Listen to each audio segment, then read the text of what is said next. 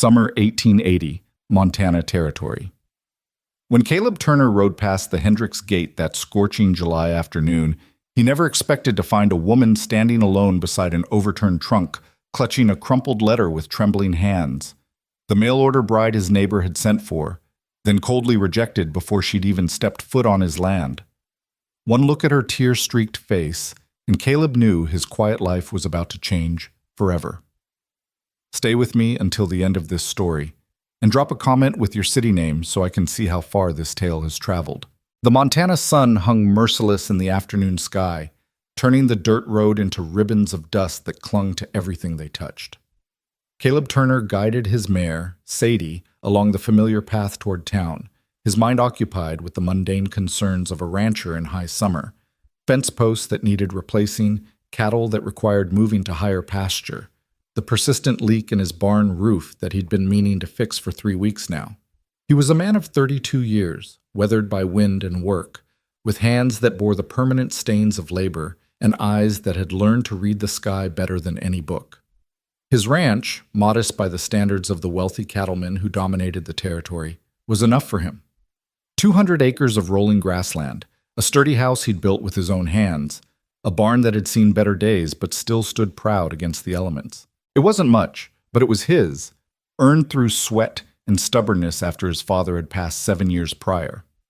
The Turner place sat a good 4 miles from the nearest neighbor, which suited Caleb just fine. He'd never been one for small talk or social gatherings, preferring the honest company of horses and the straightforward language of hard work. His only regular human contact came from his monthly trips to town for supplies and the occasional nod exchanged with Marcus Hendricks, whose sprawling ranch bordered his own to the east.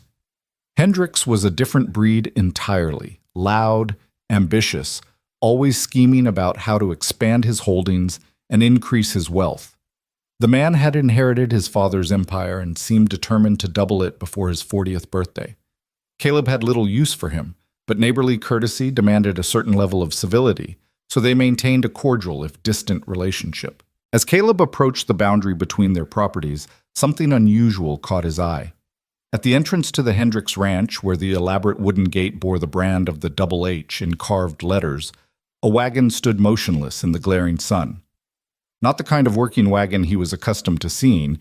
This was a hired conveyance from town, the sort used to transport passengers from the railway station. And beside it, looking as out of place as a hothouse flower in a wheat field, stood a woman.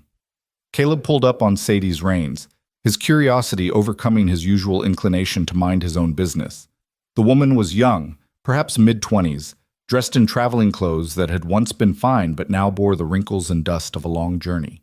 A dark blue dress with modest trim, a small hat pinned to hair the color of autumn wheat that was coming loose from its pins. At her feet sat a leather trunk, its lid hanging open to reveal the scattered contents: clothes, books, what looked like a small wooden box that might have held jewelry. But it was her posture that arrested him. She stood with her spine rigid, one hand pressed against her mouth, the other clutching a piece of paper so tightly her knuckles had gone white. Even from a distance, Caleb could see the tremor in her shoulders, the way she fought to hold herself together against some invisible weight. The wagon driver, a grizzled man Caleb recognized as Tom Whitley, who ran passengers between the train depot and various ranches, sat hunched on his seat with the uncomfortable air of a man who desperately wanted to be anywhere else. His horses stamped and swished their tails against the flies, equally impatient to depart. Caleb's gut twisted with an instinct he couldn't quite name. Something was wrong here. Very wrong. He urged Sadie forward, the mare's hooves raising small clouds of dust as they approached. The woman's head snapped up at the sound, and for the first time Caleb saw her face clearly. She was pretty in an understated way, not the painted beauty of saloon girls or the porcelain perfection of the wealthy women who occasionally passed through town. Her face was honest, with high cheekbones and a straight nose dusted with freckles that spoke of time spent outdoors. But it was her eyes that struck him most, blue-gray like a winter sky, and currently swimming with tears she was too proud to let fall.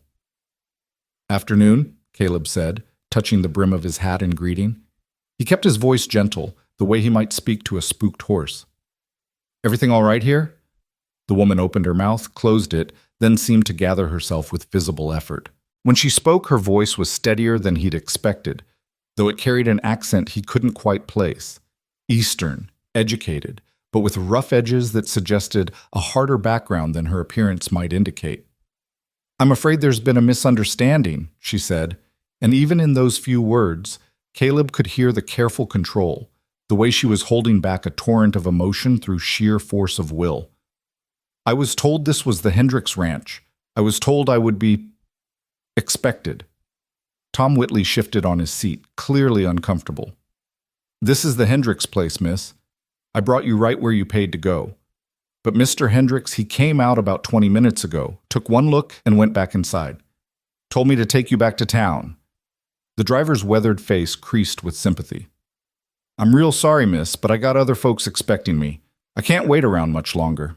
The woman's jaw tightened almost imperceptibly. She looked down at the paper in her hand, and Caleb saw her throat work as she swallowed hard. "I understand," she said quietly. Could you give me just a moment?" Something in Caleb's chest tightened.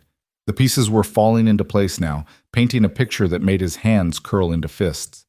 He'd heard rumors over the past few months that Marcus Hendricks had sent away for a mail-order bride, a solution Hendricks had apparently declared at the saloon to his need for someone to manage his household and eventually produce heirs.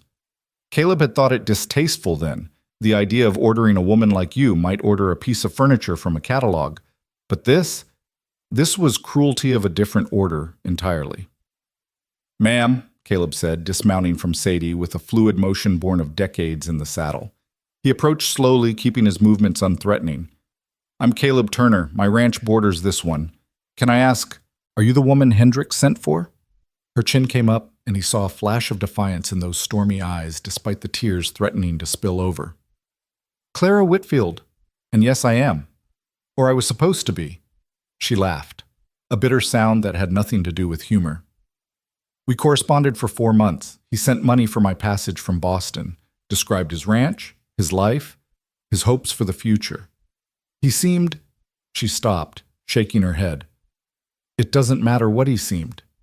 "What happened?" Caleb asked, though he suspected he already knew. Clara held out the crumpled paper in her hand. After a moment's hesitation, Caleb took it, smoothing out the wrinkles to read the harsh scrawl written there. "Miss Whitfield. I cannot in good conscience proceed with our arrangement. Your appearance does not match the expectations set by your photograph, and I have reason to believe you were not entirely truthful in your correspondence. I will arrange for your return passage to Boston, but I cannot offer you a place in my home. I wish you well in your future endeavors. M. Hendricks." Caleb read it twice, his anger building with each word. The arrogance of it, the casual dismissal, as if this woman were nothing more than a disappointing purchase to be returned to the store. He looked up at Clara, who was watching him with a mixture of embarrassment and defiance. "I was truthful," she said, her voice low but fierce. "Every word I wrote was the truth. The photograph was 2 years old, yes, but it was me. I've lost weight since then. Times have been hard, but I never lied about who I was or where I came from." "I don't doubt it," Caleb said, and he was surprised by the vehemence in his own voice. He handed the letter back to her, resisting the urge to tear it to pieces. "Hendricks is a fool." "Folks," Tom Whitley called down from his perch, his voice apologetic but firm. "I really do need to be moving along. Miss, I can take you back to town, but I need to leave now. The hotel can put you up for the night, and we can sort out your train ticket back east in the morning." Clara's composure finally cracked. Her hand flew to her mouth and a sound escaped her, half sob, half laugh. "The hotel," she repeated. "Yes, of course. The hotel." She turned to her trunk, kneeling beside it to begin gathering the scattered contents with shaking hands. "I'm sorry. I'm so sorry for the trouble." Caleb watched her try to fold a dress that had come loose, watched her hands fumble with the simple task, watched a tear finally escape and track down her cheek. Something inside him, some long-dormant sense of rightness and justice, made a decision before his rational mind could intervene. "Wait," he said. Clara looked up at him, hope and fear warring in her expression. "How much money do you have?" Caleb asked bluntly. She blinked, clearly taken aback by the question. Mr. Hendricks sent funds for the journey, but those are nearly exhausted. I have perhaps $3 left to my name. Family back east? A shadow crossed her face. No, no family. Job prospects, friends, anywhere to go? Each question seemed to strip away another layer of her composure. No, she whispered. I worked as a seamstress in a factory until it closed. That's why I answered Mr. Hendricks's advertisement. I had nothing left in Boston, nothing but debts and a room I couldn't afford. She laughed again, that same bitter sound. I suppose I'll have to go back anyway and figure something out. Caleb had never considered himself an impulsive man. His life had been built on careful planning, measured decisions, the kind of methodical thinking that kept a ranch running and animals fed.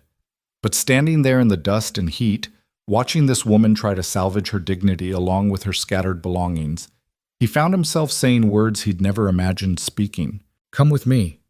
Clara's head snapped up. What? Come with me, Caleb repeated, more certain now. To my ranch. I have a spare room. It's nothing fancy, but it's clean and private. You can stay there while you figure out what comes next.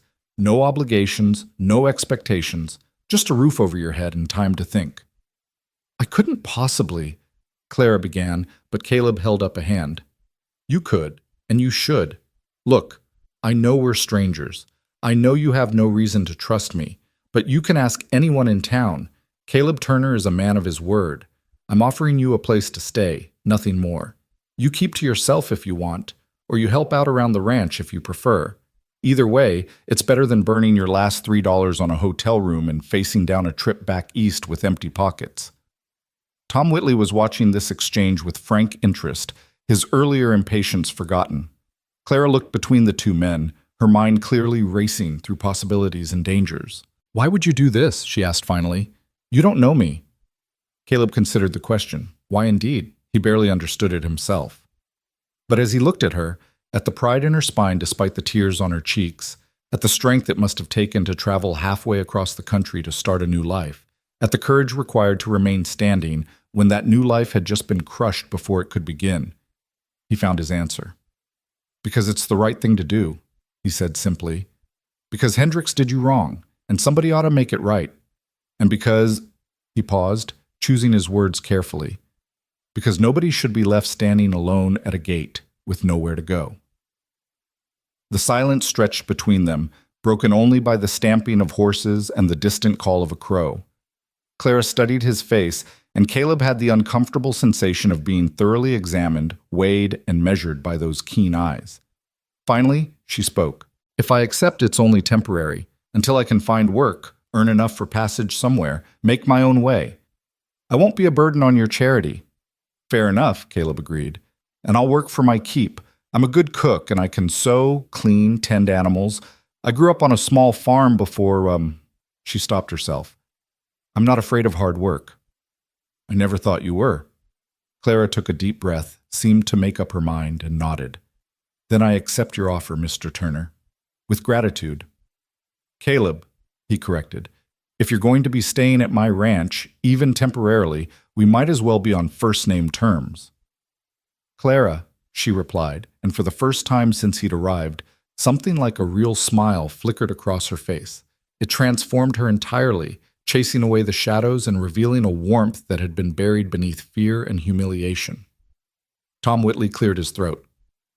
Well, if that's settled, I'll be on my way. Miss Whitfield, Clara, you sure about this? Clara looked at Caleb one more time, then nodded firmly. I'm sure. All right then. Good luck to you both. The driver tipped his hat and clucked to his horses, the wagon lurching into motion and leaving them in a fresh cloud of dust. Caleb moved to help Clara repack her trunk, kneeling beside her in the dirt. Up close, he could see the quality of her belongings, not expensive, but well-made and carefully maintained. Several dresses, all modest and practical. A few books, their spines cracked from repeated reading. A hairbrush with a simple wooden handle. A photograph in a tarnished frame showing a younger Clara with two people who must have been her parents, all three smiling at something outside the frame. I'm sorry, Clara said quietly as they worked. I know this must be incredibly awkward for you, taking in a strange woman, dealing with your neighbors. She stopped, her hand stilling on a folded petticoat. You'll probably face gossip because of this. Caleb shrugged, closing the trunk's lid and latching it securely. Let them talk. Anyone who knows me knows I'm not the type to... He paused, searching for delicate phrasing. I'm offering you a safe place, Clara. Nothing more. Your reputation is your own, and I'll do nothing to compromise it. Thank you, she whispered. Together they secured the trunk to Sadie's saddle. The mare was strong enough to bear the extra weight for the relatively short journey to his ranch. Clara would have to walk, but she nodded when he explained this, gathering her skirts with practical efficiency. As they started down the road, leaving the ornate gates of the Hendricks ranch behind, Caleb found himself acutely aware of the woman walking beside him. She moved with her head high despite everything, her step steady even though she must be exhausted from travel and emotional turmoil. There was steel in her spine, he realized. Whatever had brought her to this point, whatever hardships she'd faced, they hadn't broken her. How long were you standing at that gate? He asked after they'd walked in silence for a few minutes. About an hour, Clara said. Mr. Hendricks came out shortly after the wagon arrived. He looked at me for perhaps 30 seconds, handed me that letter, and went back inside without another word. Tom offered to take me back to town right away, but She trailed off, looking embarrassed. I kept thinking there must be some mistake, that surely he would come back out, explain that there was a misunderstanding. It seemed impossible that someone could be so cruel. Caleb's jaw tightened. Marcus Hendricks is many things, but kind ain't one of them. If it's any consolation, you dodged a bullet. Marriage to that man would have been a misery. And yet I agreed to it, Clara pointed out. What does that say about my judgment?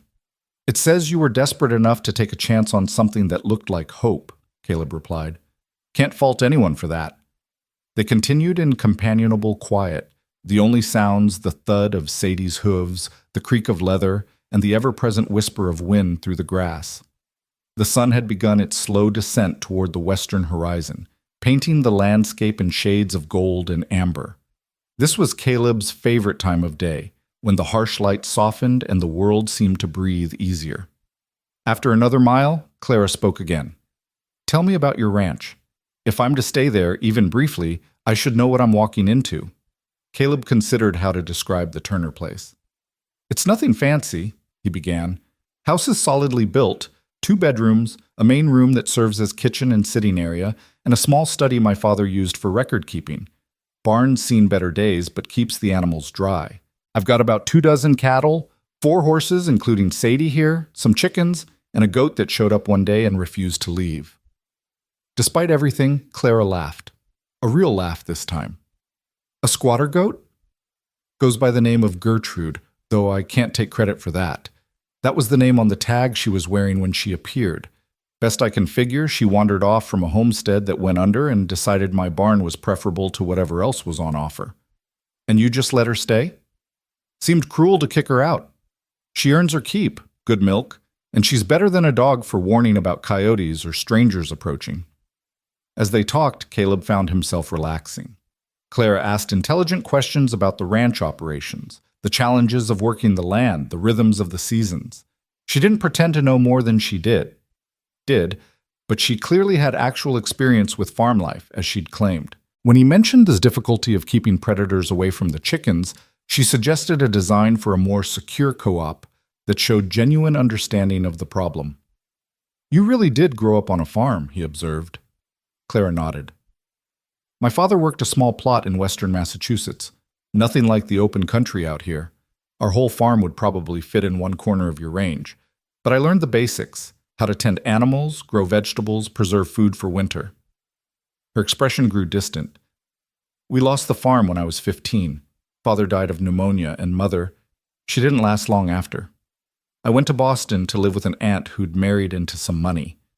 She got me the factory job, said it was better than being in service. Was it? No, Clara said simply. But it was work, and work meant surviving. I did it for 8 years before the factory closed. My aunt had passed by then, and I had no other family, no prospects, she gestured helplessly.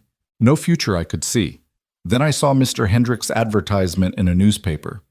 Seeking a capable woman of good character for marriage. Must be hard-working and of sound moral fiber. a home and security offered to the right candidate. It seemed like an answer to prayer. And now? Clara looked at him, and in the fading light her eyes were unreadable. Now I'm walking down a dusty road with a stranger, carrying everything I own in a trunk, with no idea what tomorrow holds. I should probably be terrified. Are you? She considered this. No, she said finally. Not of you, anyway. You have an honest face, Caleb Turner, and I'm a good judge of character. Recent evidence to the contrary. The last was said with self-deprecating humor that made him smile. Recent evidence suggests Hendricks is a good actor, Caleb corrected. Takes a particular kind of deception to maintain a 4-month correspondence full of pretty lies. Sinbad Satat Pereira. They crested a small rise, and Caleb's ranch came into view below. The sturdy log house nestled in a shallow valley. The barn behind it. The creek that ran along the southern border glinting in the sunset. Smoke rose from the chimney, which was odd until Caleb remembered he'd left a slow fire burning in the stove that morning. The whole scene looked peaceful, solid, real. There it is, he said. The Turner place. Not much to look at, but it's home. Clara stopped walking, her hand rising to shade her eyes as she took in the view. Caleb tried to see it through her eyes, the simple buildings, the rough-hewn fences, the vast emptiness of the surrounding land. After the cities she must have known. The crowds and noise and constant motion, this must seem like the edge of the world. But when she spoke, her voice was soft with something that sounded almost like wonder. It's beautiful. Caleb glanced at her in surprise. Beautiful? All this space, Clara said. All this quiet. All this... She spread her arms, encompassing the endless sky, the rolling grass, the mountains purple with distance on the horizon. Possibility. In Boston, everything was decided already. Every street mapped, every building placed, every life running in its established groove. But this... She turned to him, and her smile was genuine now, touched with the first hint of hope he'd seen. This feels like you could be anyone, become anything, like the world hasn't been written yet. Something in Caleb's chest loosened at those words. He'd always loved this land, but he'd never quite found the language for why. Clara, this stranger from the east who'd been abandoned at a gate just hours ago, had somehow captured it perfectly. Come on, he said gruffly, to cover the unexpected emotion. Let's get you settled before the sun goes down completely. They descended into the valley, Sadie following placidly behind. As they approached the house, Caleb noticed details he usually overlooked. The weeds growing up around the porch posts, the shutter that hung slightly crooked, the general air of masculine neglect that came from a man who lived alone and prioritized function over form. It's a bit rough around the edges, he apologized as he tied Sadie to the hitching post. I don't usually have company. It's fine, Clara assured him, but he caught her eyeing the cluttered porch with an expression that suggested she was mentally cataloging work to be done. Caleb unloaded her trunk, carrying it up the steps with a grunt of effort. It was heavier than it looked. He pushed open the front door, which he rarely bothered locking, and led her inside. The main room was exactly as he'd left it that morning. Breakfast dishes still on the table, his coat thrown over the back of a chair, a saddle he'd been repairing occupying one corner. Books and papers covered every available surface, and dust motes danced in the shaft of sunset light pouring through the western window. The air smelled of wood smoke, coffee, and the general mustiness of a house that needed more airing out than it got. Caleb watched Clara take it all in, feeling suddenly self-conscious. How long had it been since anyone other than himself had stood in this room? Years, certainly, and now here was this refined Eastern woman looking at his bachelor's chaos with unreadable eyes. I know it's not much, he started, but Clara interrupted him. It's warm, she said simply. It's shelter. It's more than I had an hour ago. She set down the small bag she'd been carrying and turned to face him squarely. Thank you, Caleb, truly. You didn't have to do this, and I won't forget it. Caleb cleared his throat, uncomfortable with gratitude. Yeah, well, let me show you your room, then I'll see about getting some supper together. He led her through the main room to one of the 2 bedrooms, the smaller one that had been his father's before his death. It held a simple bed with a wooden frame, a dresser with a cracked mirror, a small table with an oil lamp, and a chair by the window. Clean but spare, the room showed no signs of recent habitation. "It's not fancy," Caleb said again, setting her trunk at the foot of the bed. "But the roof doesn't leak, and you'll have privacy. I'll be in the other bedroom, and I'll make sure to knock if I need anything. Door has a lock on the inside if that makes you more comfortable." Clara moved to the window, looking out at the barn and the hills beyond. "It's perfect," she said quietly. Then, turning to face him, "I meant what I said earlier. I'll work for my keep. Tomorrow morning, I'll start earning my place here." "Tomorrow morning, you'll rest," Caleb countered. "You've had a hell of a day. Work can wait." Rest is a luxury I can't afford right now, Clara said, but there was no heat in it. She looked exhausted, now that he really looked at her. Shadows under those gray-blue eyes, a tension in her shoulders that spoke of burdens carried too long. "But I appreciate the sentiment." Caleb nodded and moved toward the door, then paused. "Clara?" "Yes?" "Whatever Hendricks said in that letter, whatever made him turn you away, he was wrong. You're not disappointing. You're not lacking. He's the one who's deficient, in character if nothing else. I don't want you thinking otherwise." For a moment, Clara looked like she might cry again, but instead she straightened her shoulders and gave him a small, genuine smile. "Thank you, Caleb. I think I needed to hear that." He left her to settle in, closing the door softly behind him. Back in the main room, he stood for a moment, looking at the familiar space and wondering what in the hell he'd just done. 24 hours ago, his life had been simple, predictable, solitary. Now he had a boarder, a female boarder no less, and the knowledge that his quiet routine was about to be thoroughly disrupted. But as he moved to start preparing supper, cleaning off the table and stoking the fire in the stove, Caleb found he didn't regret his impulse. There was something right about having another person in the house, another voice to break the endless silence. And there was something particularly right about it being Clara, this strong, proud woman who'd been dealt a rotten hand but refused to fold. As the light faded outside and lamps were lit within, Caleb found himself humming while he worked, a habit he'd forgotten he had. Through the closed door of the spare room, he could hear the soft sounds of Clara unpacking, settling in, making a space her own. It was just temporary, he reminded himself. She'd made that clear. As soon as she could, she'd move on, find work in town maybe, or save enough to go wherever it was she wanted to go.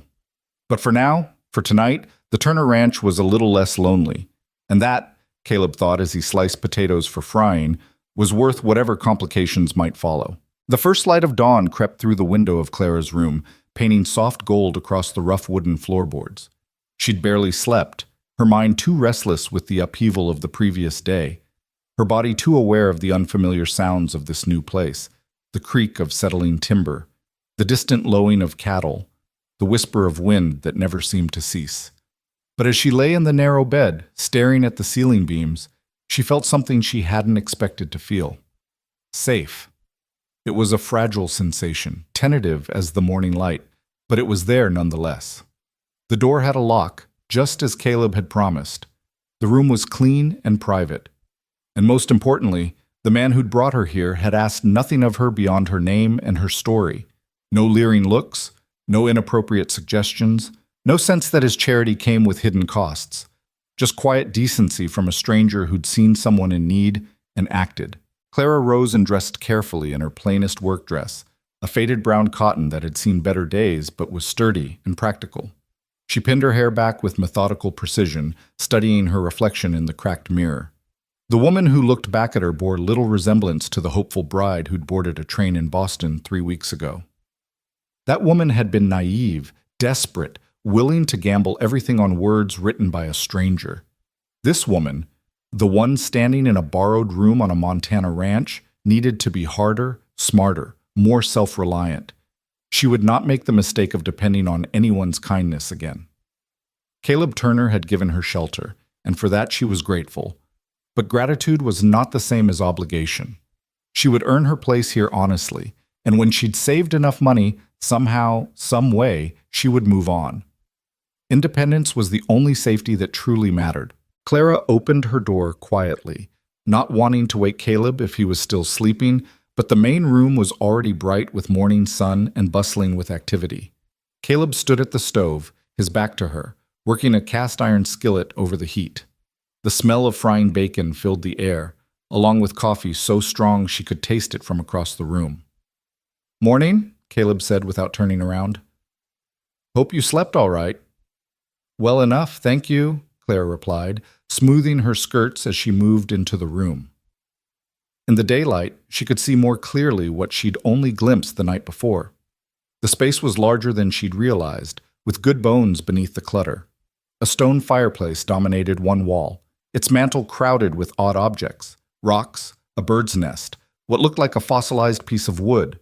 The furniture was handmade but solid, built to last rather than to impress. Books overflowed from a shelf near the window, their spines cracked and pages dog-eared from repeated reading.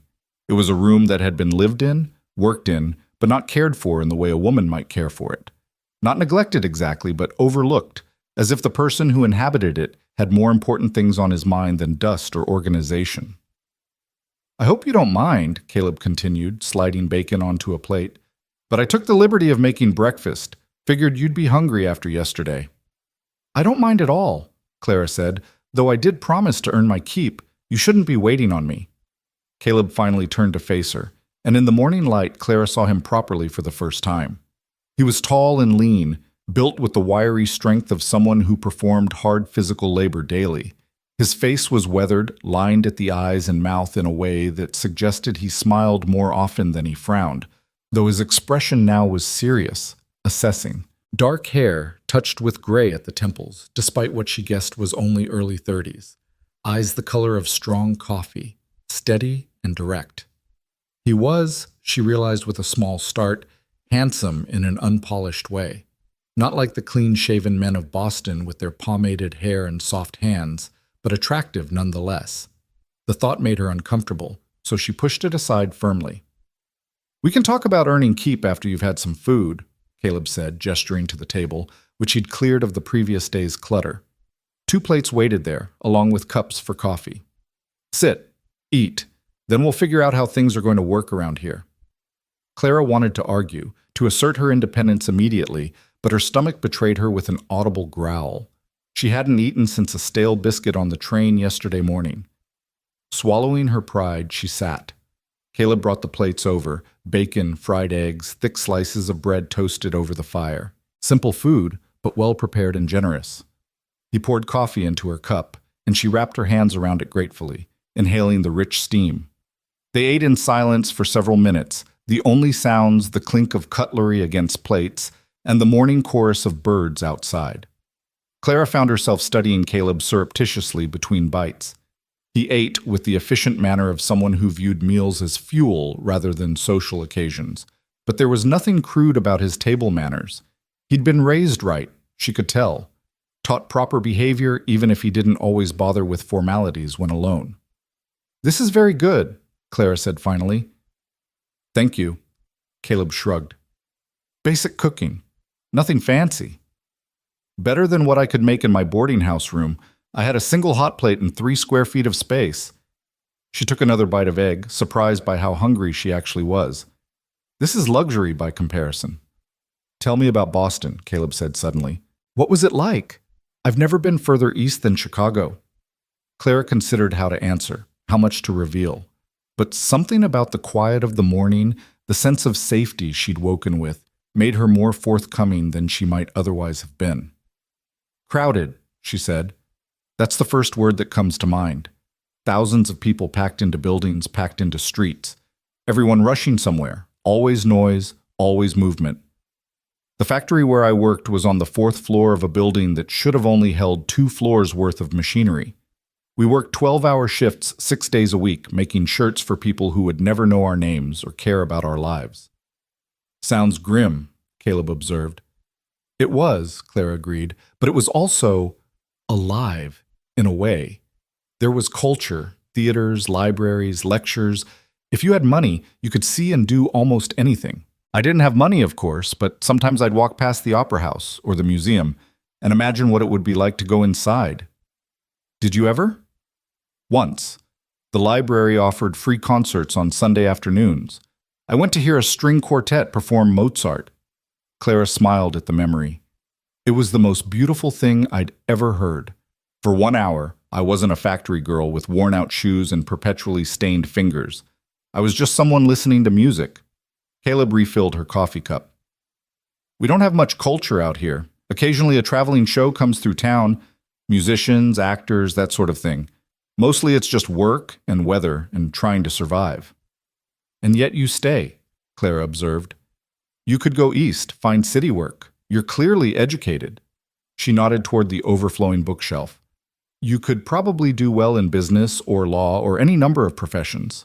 Could, Caleb acknowledged. But I'd hate every minute of it. This land? He paused, searching for words. It's in my blood, I guess. My grandfather came out here in the 40s, staked a claim, built something from nothing. My father expanded it, made it work despite droughts and harsh winters and all the thousand things that can go wrong. When he died, leaving it felt like betraying everything they'd built, everything they'd sacrificed. So you sacrificed yourself instead, Clara said quietly. Caleb's eyes sharpened.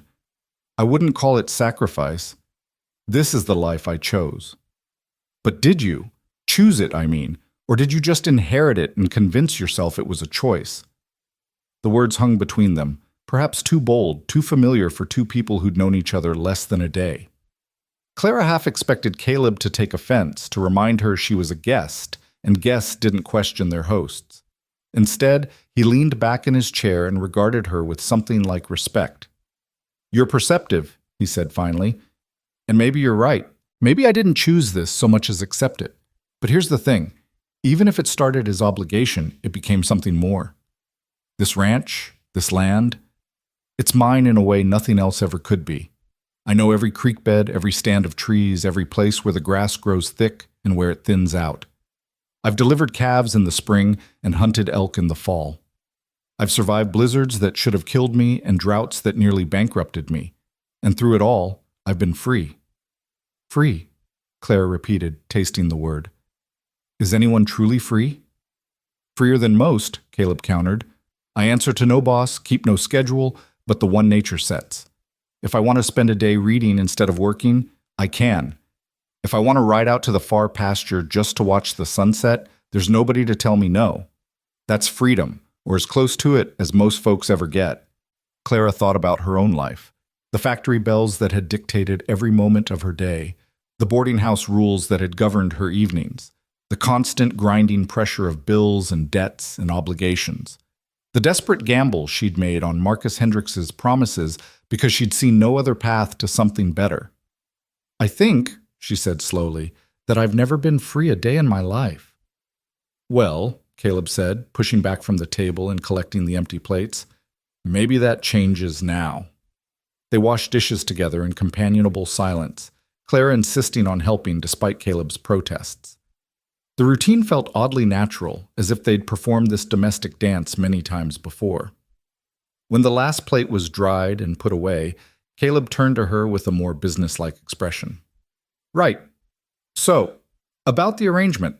I meant what I said yesterday. You're welcome to stay as long as you need, but I understand you wanting to contribute.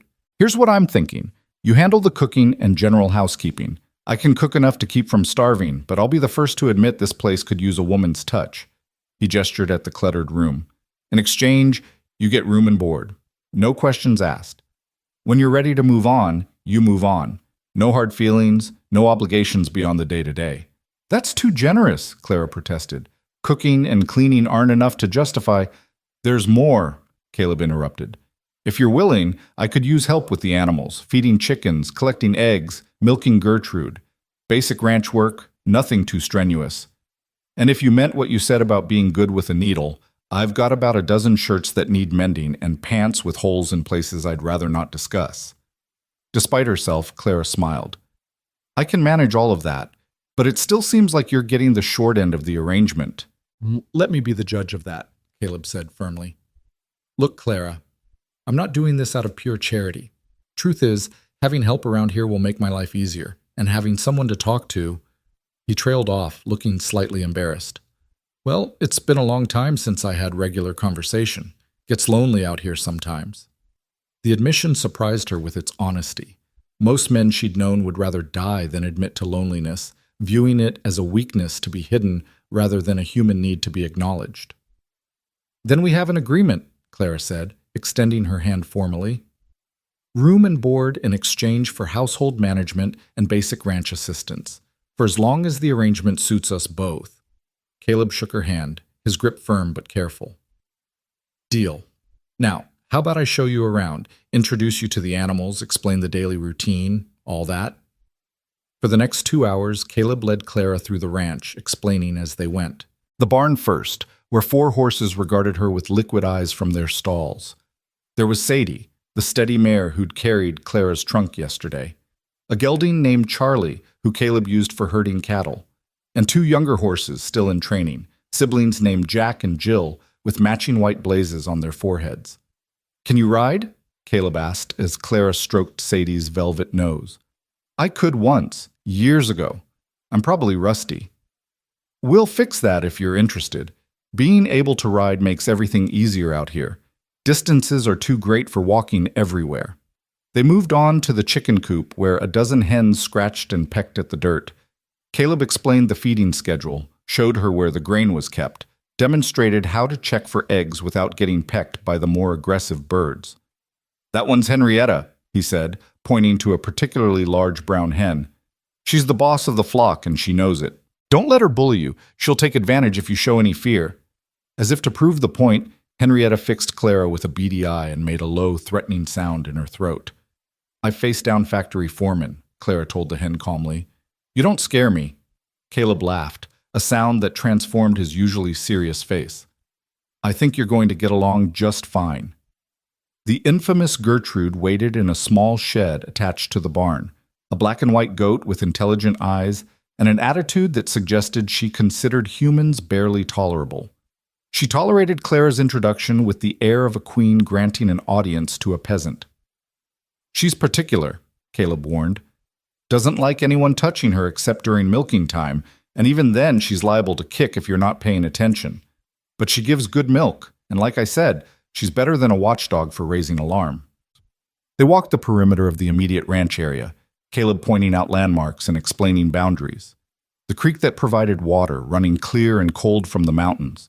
The vegetable garden, currently neglected and overrun with weeds. The woodpile that needed replenishing before winter. The far pastures where the cattle grazed, visible as dark spots against the golden grass. Clara absorbed it all, her practical mind already cataloging tasks and possibilities. The garden could be salvaged. It wasn't too late in the season to get a decent harvest of root vegetables and late greens. The house needed a thorough cleaning, but the structure was sound. The chicken coop could be improved with some minor repairs that would make egg collection easier and safer.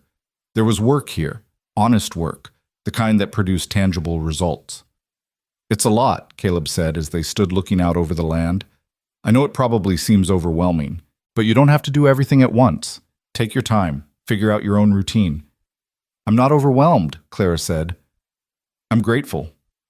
For the first time in years, I can see a purpose to my days beyond just surviving until the next day. They headed back toward the house, walking side by side through the tall grass. The sun had climbed higher, burning off the last of the morning coolness and promising another hot afternoon. Insects hummed in the air, and somewhere a hawk called out, circling on thermal currents invisible to human eyes. Can I ask you something? Clara said as they approached the porch. Sure. Yesterday, you said nobody should be left standing alone at a gate with nowhere to go. It seemed like maybe you weren't just talking about me. Like maybe you've been there yourself in some way. Caleb was quiet for a long moment, his jaw working as if chewing on whether to answer. Finally, he spoke. After my father died, there was a woman, Elizabeth. We'd been courting for about a year, had an understanding that we'd marry. She was the daughter of one of the big ranchers, educated back east, pretty as a picture. I thought she loved me, and I know I loved her. He paused, staring out at the horizon. But after the funeral, when it became clear just how much debt my father had left, how precarious the ranch's finances were, Elizabeth's father put an end to things. Said he wouldn't see his daughter tied to a failing operation. She didn't fight him on it, just handed me back the ring I'd given her and married a banker from Denver 6 months later. I'm sorry, Clara said quietly. It was 7 years ago. I got over it. But the way he said it suggested that wasn't entirely true. But standing there yesterday, watching you hold that rejection letter from Hendricks, I remembered what it felt like. To be judged and found wanting. To have someone look at you and decide you're not enough. He turned to face her. I wouldn't wish that feeling on anyone. Clara felt something shift in her chest, a softening toward this man who'd saved her from humiliation and desperation. Not attraction exactly, or if it was, she refused to examine it too closely, but a deeper understanding. They were both wounded in their way, both carrying scars that hadn't fully healed. Thank you for telling me that, she said. And for the record, Elizabeth's loss was your gain. Anyone who values money over character isn't worth having. Caleb smiled, but it was tinged with sadness. Funny, that's almost exactly what my father would have said. They spent the rest of the morning working together. Caleb had cattle to check on in the far pasture, so Clara tackled the house, starting with the main room. She opened all the windows to let fresh air sweep through, then began the process of organizing the chaos into something resembling order. Books went on shelves, papers into neat stacks, dishes to their proper places. She found a broom in a closet and swept the floors, then attacked the dust that had settled on every surface.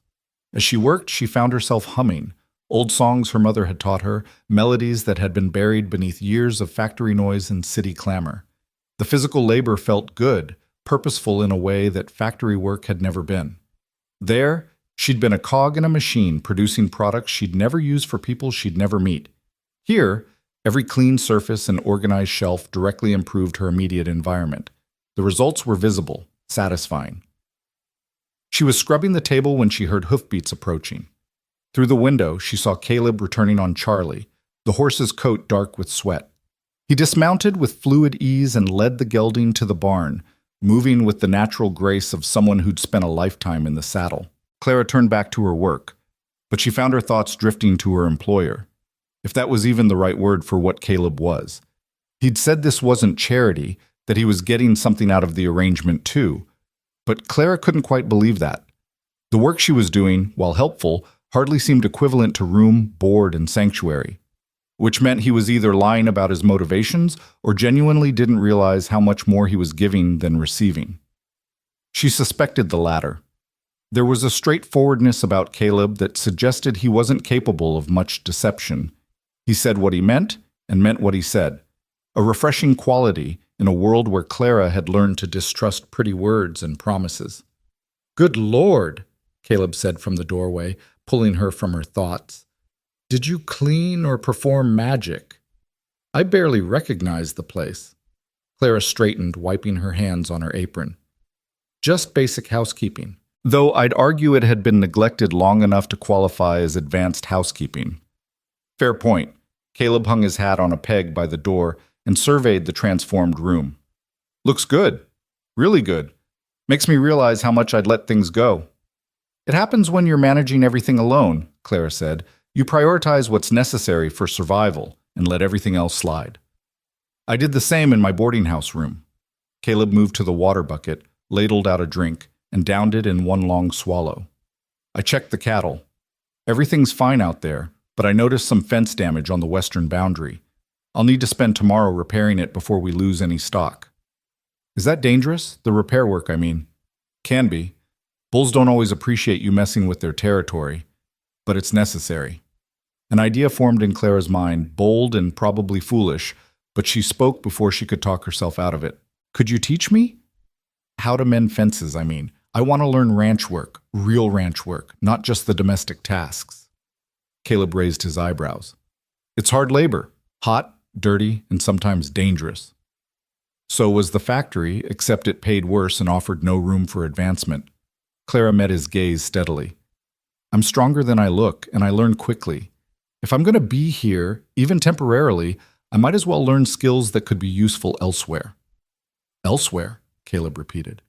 "You thinking of becoming a rancher?" "I'm thinking of keeping my options open. Who knows?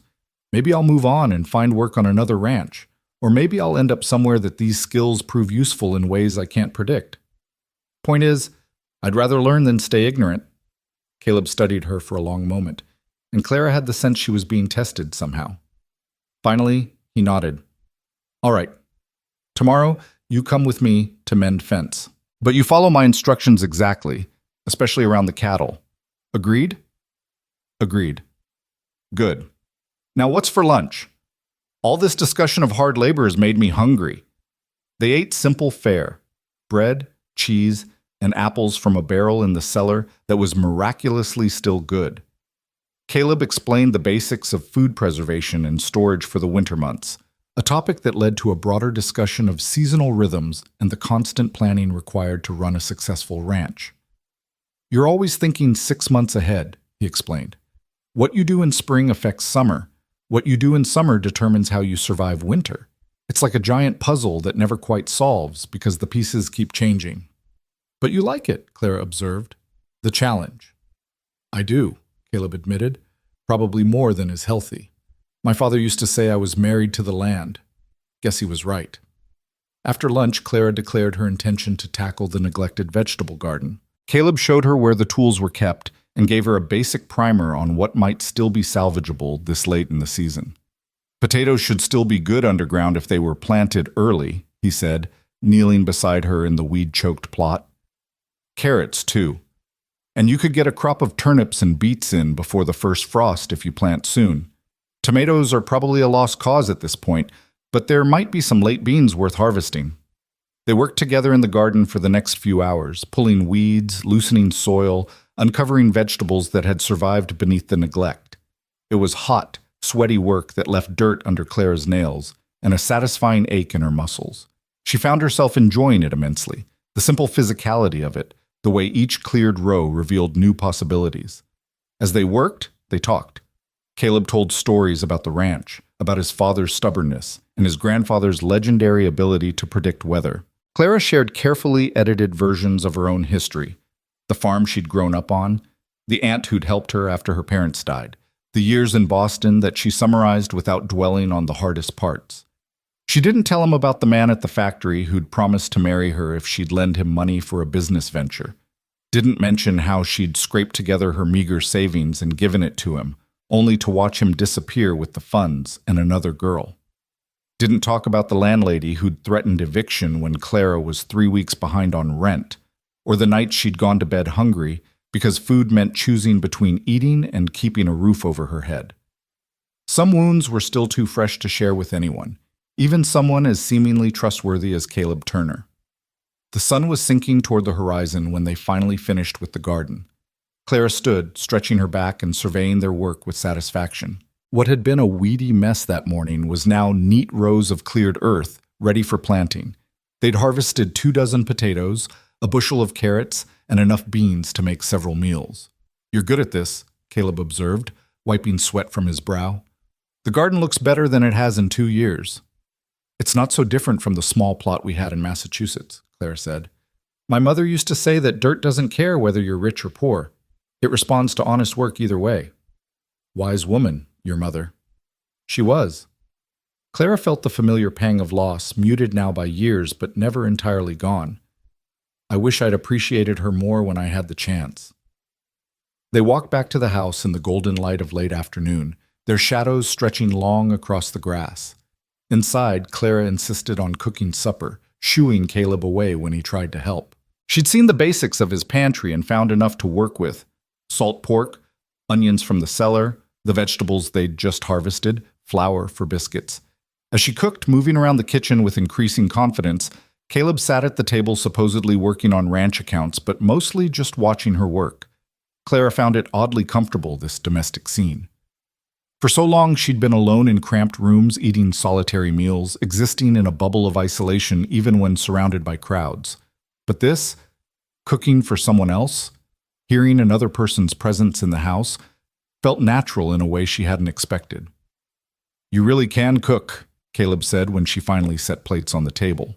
The simple meal looked almost elegant the way she'd arranged it, with biscuits golden and steaming beside the vegetables and meat. I told you I could, Claire replied, taking her seat. Did you doubt me? Not doubt exactly, but there's a difference between competent cooking and good cooking. This is good cooking. They ate as the last light faded from the sky, talking easily now after a full day of working together. The conversation ranged from practical matters, tasks for the coming days, supplies that needed purchasing in town, to more philosophical topics. Caleb asked about Clara's reading habits, and they discovered a shared love of adventure novels and poetry. I have a collection of Whitman in my room, Caleb said. Leaves of Grass. My father thought it was scandalous, but I've read it cover to cover at least a dozen times. I celebrate myself and sing myself, Clara quoted. And what I assume you shall assume, for every atom belonging to me as good belongs to you. Caleb's face lit with surprised pleasure. You know Whitman? The factory girls weren't all illiterate, Clara said with gentle reproach. We had a lending library, borrowed books from each other. I read everything I could get my hands on. Shakespeare, Dickens, Emerson, Thoreau. Books were windows into lives beyond the factory floor. I never meant to suggest, Caleb started, but Clara waved him off. I know. Most people make assumptions about factory workers. It's easier to see us as machines than as people with minds and dreams. They finished the meal and cleaned up together, falling into an easy rhythm that was becoming familiar. As Clara hung the drying cloth on its hook, she realized with a start that this was only her second night at the Turner Ranch. Somehow, it felt like much longer. The sharp edges of yesterday's humiliation and fear had been softened by honest work and genuine companionship. Thank you, she said suddenly. For today. For all of it. Caleb looked up from the table where he was tallying figures in a worn ledger. You did most of the work. I should be thanking you. That's not what I meant. I meant thank you for treating me like a person, not a charity case. For giving me work that matters. For talking to me like an equal. After yesterday, after Hendrix, she paused, choosing her words. I needed to remember that not everyone sees me as disposable. Something shifted in Caleb's expression, a softness that made him look younger. Clara, I don't know what your life was like before you came here, and I won't pry, but I can tell you've been hurt, been undervalued.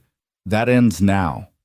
While you're under this roof, you're not disposable or inferior or any of the other things people might have made you feel. You're just Clara, and Clara is clearly capable, intelligent, and deserving of respect. Don't let anyone, including yourself, convince you otherwise.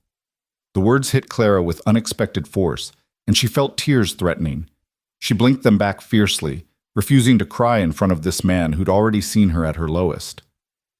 Thank you, she managed. You're welcome. Now I'm going to take a walk before bed. Need to check that the barn's secured for the night. You get some rest. Tomorrow's fence mending, and it's going to be a long day.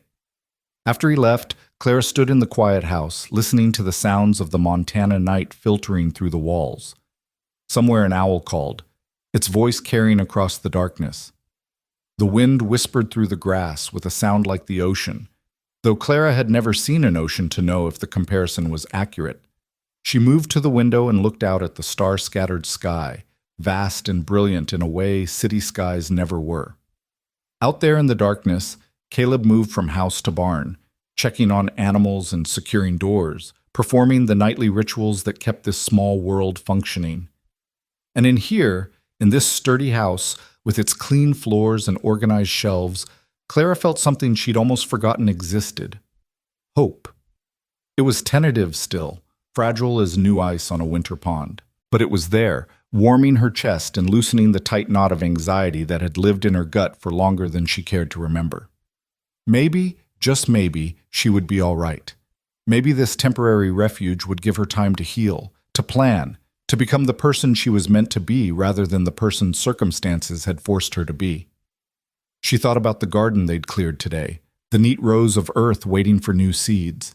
That's what she was, cleared ground ready for planting. What would grow there remained to be seen, but for the first time in years she was genuinely curious about the answer. The weeks that followed settled into a rhythm that felt both surprising and inevitable. Clara woke each morning before dawn, moving quietly through the house to start coffee and prepare breakfast while Caleb tended to the animals. They'd eat together as the sun climbed over the eastern hills, discussing the day's tasks with the easy familiarity of people who'd worked together for years rather than weeks. Then they'd separate to their respective duties, Caleb to the cattle and horses, Clara to the house and garden, before reuniting for lunch and whatever afternoon projects required two pairs of hands. True to his word, Caleb taught her ranch work. That first day of fence mending had been brutal. They'd ridden out together, Clara on the gentle Sadie, while Caleb led a pack horse loaded with tools and supplies. The western fence line ran for miles across rolling terrain, and the damaged section Caleb had spotted turned out to be nearly 100 yards of posts that had rotted at the base and wire that had rusted through in multiple places. Clara had watched carefully as Caleb demonstrated the proper technique for digging out old posts and setting new ones, for stretching wire tight enough to be secure but not so tight it would snap in winter cold, for fastening everything so it would hold against the pressure of curious cattle in harsh weather. Then he'd handed her the tools and told her to try. Her first attempt had been clumsy, the post crooked and the wire slack, but Caleb had simply nodded and said, "Again," without criticism or impatience. She'd tried again and again until her hands blistered and her shoulders screamed and the sun beat down on her neck with merciless intensity. But by mid-afternoon, she'd set 3 posts that Caleb declared would hold, and the small surge of pride she felt at his approval was worth every ache. They'd worked that fence line for 3 full days before declaring it finished. Clara's hands had bled, her muscles had protested every movement, and she'd collapsed into bed each night too exhausted even to read. But she'd learned. The next time they'd had to repair fence, a section damaged by a fallen tree during a summer storm, she'd worked with confidence and skill, and Caleb had complimented her technique. He taught her other things too. How to read the sky for weather, watching for the particular quality of clouds that meant rain or the clear, brittle look that preceded a cold snap. How to move among the cattle without spooking them, using calm movements and a firm voice. How to check a horse's hooves for stones or signs of injury. How to saddle and bridle properly. How to sit a trot without bouncing and a canter without losing her seat. Clara absorbed it all with the fierce determination of someone who'd spent too many years powerless over her own fate. Every new skill was another tool in her arsenal, another way to ensure she'd never be completely dependent on anyone else's charity or goodwill. If she had to leave the Turner Ranch tomorrow, she wanted to leave knowing she could find work, could make herself useful, could survive. But as the days stretched into weeks, the urgency of that need began to fade. Not because she'd become complacent, but because something else was happening, something she hadn't anticipated and wasn't entirely sure how to navigate. She was beginning to feel at home. It manifested in small ways at first. The way she knew without thinking where Caleb kept the coffee, which floorboard creaked loudest, how much wood to add to the stove to maintain the perfect cooking temperature. The way she caught herself thinking of tasks in terms of we and our rather than I and his. The way she'd started leaving her bedroom door open at night, comforted by the sounds of another person moving through the house rather than feeling vulnerable to their presence. The house itself had been transformed under her care. She'd sewn curtains from fabric Caleb had driven her to town to purchase, simple cotton in a pale blue that caught the morning light and made the main room feel larger and airier. She'd organized his chaotic collection of books into some semblance of order, grouping them by subject and author in a way that made finding specific volumes actually possible. She'd scrubbed every surface, mended every piece of clothing that needed it, and established routines for cleaning and maintenance that kept the house from sliding back into bachelor neglect. The garden flourished under her attention. She'd planted late-season vegetables that were now producing bountifully, turnips and beets and hardy greens that would last well into fall. She'd found wild berry bushes along the creek and harvested enough fruit to make preserves, lining them up on a shelf in the cellar with labels written in her neat hand. She'd even coaxed the scraggly rose bush beside the front porch back to life, pruning away dead wood and fertilizing the soil until it produced a handful of deep red blooms that scented the evening air. Caleb had noticed the changes, commenting on them with genuine appreciation that never felt patronizing.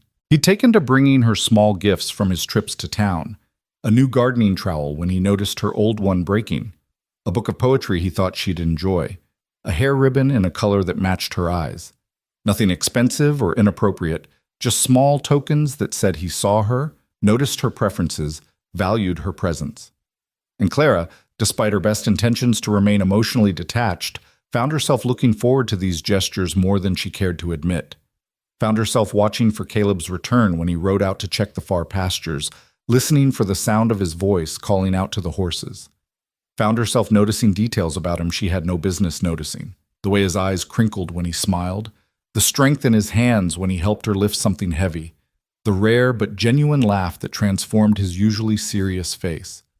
It was dangerous territory, this growing attachment. Clara knew that, reminded herself of it constantly. She'd come to Montana looking for security in the form of marriage to Marcus Hendricks, and that had been a disaster. She'd promised herself she wouldn't make the mistake of depending on a man again, of letting her heart lead her into situations her head knew were risky. Caleb had offered her temporary refuge, nothing more, and reading anything else into his kindness would be foolish at best and devastating at worst. But knowing something intellectually and feeling it emotionally were two different things, Clara was discovering, and her emotions were becoming increasingly difficult to control. The turning point came on a Saturday in late August. Caleb had mentioned the previous evening that he needed to ride into town for supplies and suggested Clara might want to come along. She'd been at the ranch for 6 weeks by then, but hadn't left the property once, content to remain in her small, safe world. The thought of facing townspeople, of answering questions about who she was and why she was staying with Caleb Turner, filled her with anxiety she couldn't quite articulate. But Caleb had been so casual about the invitation, so clearly unconcerned about what anyone might think, that Clara had found herself agreeing. She'd need fabric soon if she was going to make herself a new dress. The few she'd brought were wearing thin from daily hard work, and it seemed cowardly to hide indefinitely. They'd set out early, the wagon loaded with eggs and vegetables Clara had prepared to sell or trade. The ride to town took nearly 2 hours, following a road that wound through increasingly populated country. They passed other ranches, some prosperous with painted houses and well-maintained outbuildings, others clearly struggling with sagging fences and overgrown fields. Caleb knew them all, nodding or calling out greetings to the people they passed, introducing Clara simply as my friend Miss Whitfield, who's staying at the ranch. The town itself was larger than Clara had expected, a bustling community of perhaps 300 permanent residents, plus the constant flow of travelers, cowboys, and prospectors passing through. Main Street featured a general store, a hotel, a church, 2 saloons, a bank, a doctor's office, and various other businesses that spoke to a town trying hard to become more than just a frontier outpost. Caleb pulled the wagon up in front of the general store, a substantial building with a false front and large windows displaying an impressive array of goods. I'll handle the business transactions if you want to look around, he offered, climbing down and offering Clara his hand to help her descend. Clara took his hand, feeling the calloused warmth of his palm against hers, and stepped down onto the boardwalk. Immediately, she felt eyes on her, people walking past casting curious glances. A group of women outside the hotel pausing their conversation to stare openly. She raised her chin, refusing to show discomfort. Inside the store, the proprietor, a balding man in his 50s with shrewd eyes and a friendly manner, greeted Caleb warmly. "Turner, haven't seen you in a month. Thought maybe you'd decided to become a hermit permanently." "Just been busy, George. Good harvest this year, lots to keep me occupied," Caleb gestured to Clara. "This is Miss Clara Whitfield.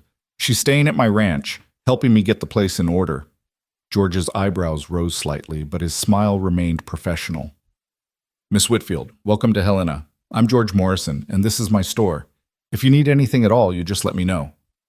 "Thank you, Mr. Morrison," Clara said, matching his businesslike tone. "I'll need fabric, thread, and some basic sewing supplies if you have them. Over on the left side, third shelf back. My wife keeps that section stocked. She's in the back room right now, but I'll fetch her if you need help with anything." Clara moved through the store, aware of Caleb and George negotiating prices for the eggs and vegetables she'd brought, aware too of other customers who'd entered and were watching her with barely concealed curiosity. She focused on examining fabric, running her hands over different bolts and considering what would be most practical for ranch work. "You're the mail order bride that Hendricks rejected." The voice came from behind her, female and sharp, with barely concealed glee. Clara turned to find 3 women regarding her with expressions ranging from pity to predatory interest.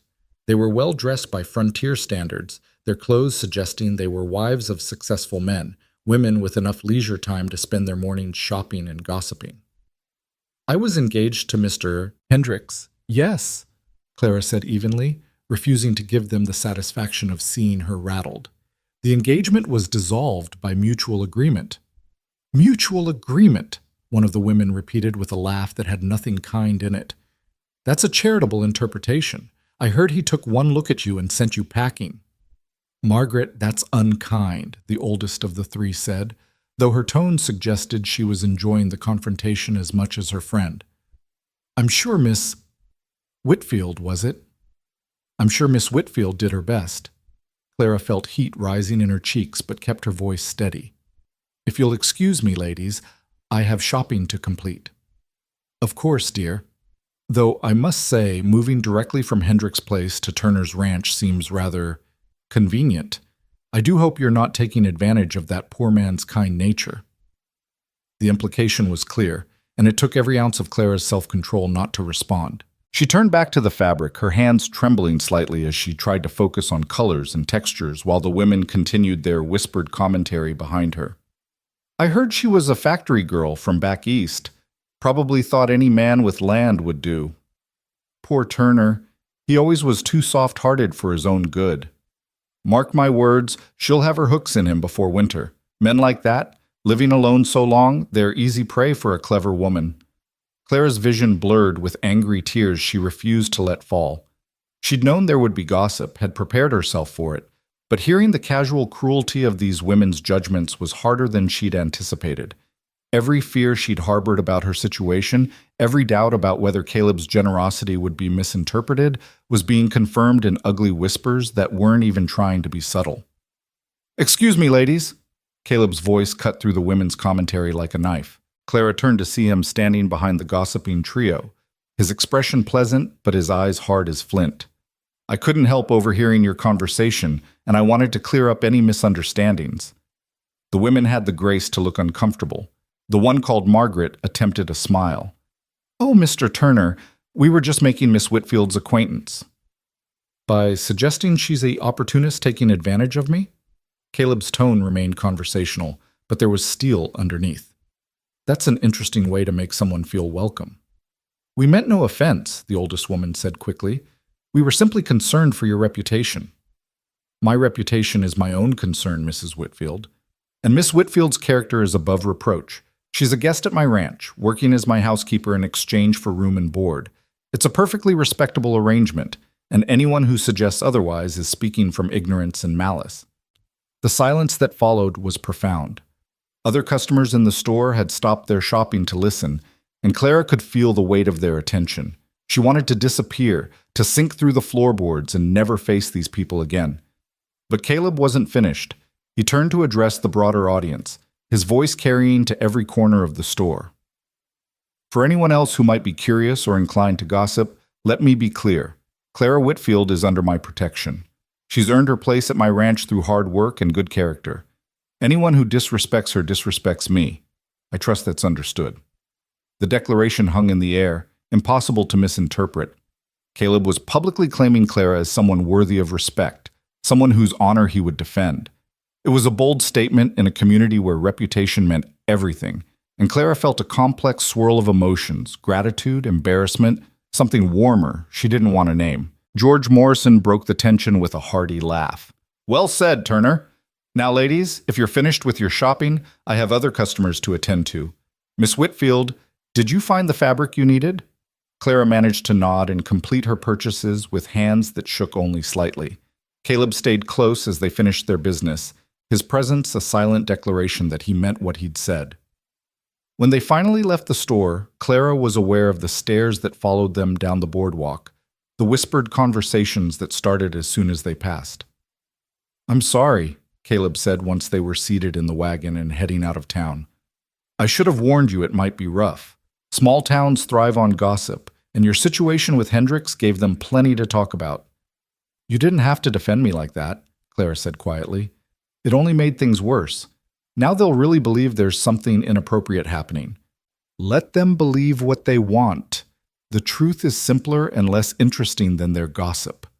Caleb glanced at her, his expression softening. "You all right?" Clara wanted to say yes, to brush off the incident and prove she was strong enough to handle a few malicious comments, but the words wouldn't come. Instead, she found herself speaking a deeper truth. "Those women said what everyone's thinking, that I'm taking advantage of your kindness. that I'm trying to trap you into something you don't want.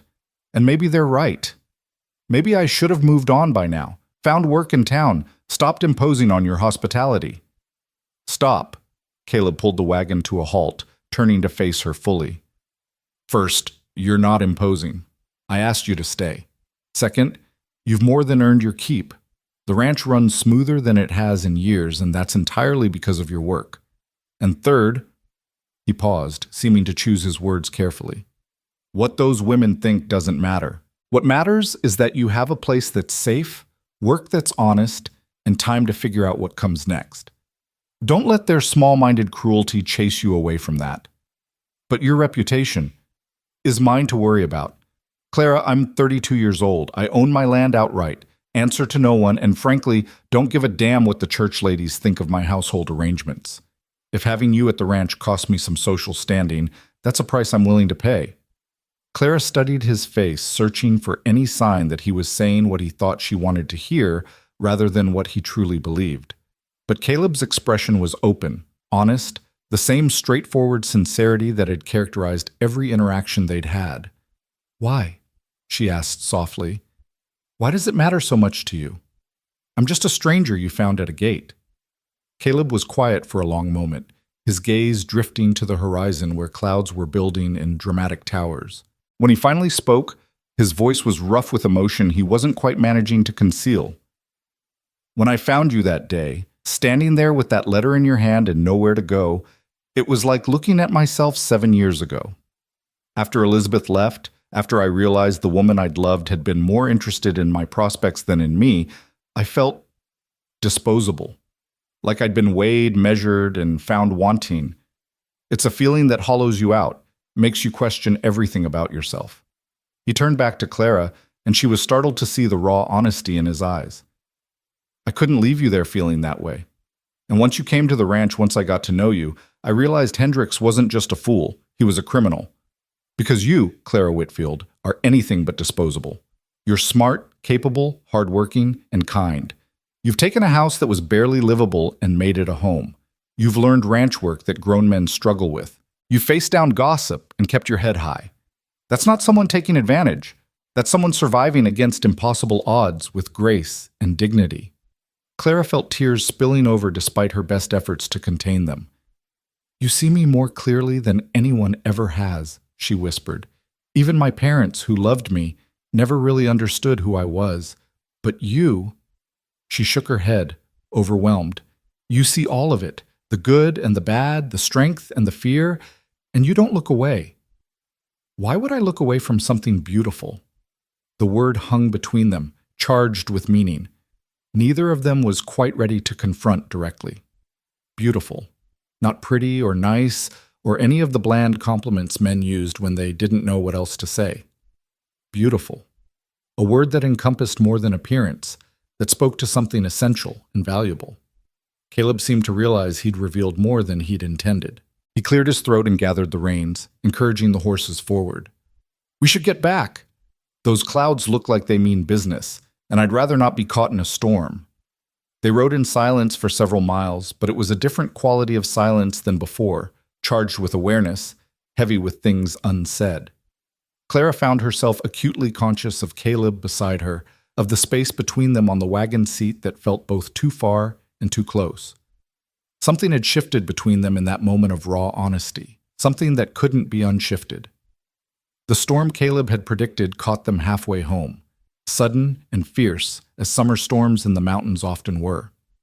Rain came down in sheets, soaking them within seconds despite their attempts to huddle under the small canvas tarp Caleb pulled from the back of the wagon. Thunder crashed overhead, and lightning split the sky in brilliant forks that made the horses nervous. There! Caleb shouted over the noise, pointing to a small stand of trees that offered minimal shelter. He guided the wagon under the thickest canopy and tied the horses to keep them from bolting. They huddled together under the tarp, pressed close by necessity in the confined space. Clara was shivering, her dress soaked through and plastered to her body, her hair hanging in wet ropes down her back. Caleb wasn't much better, water streaming from his hat brim and his shirt clinging to his frame. Sorry, he said, his mouth close to her ear so she could hear him over the storm. Should have seen this coming sooner.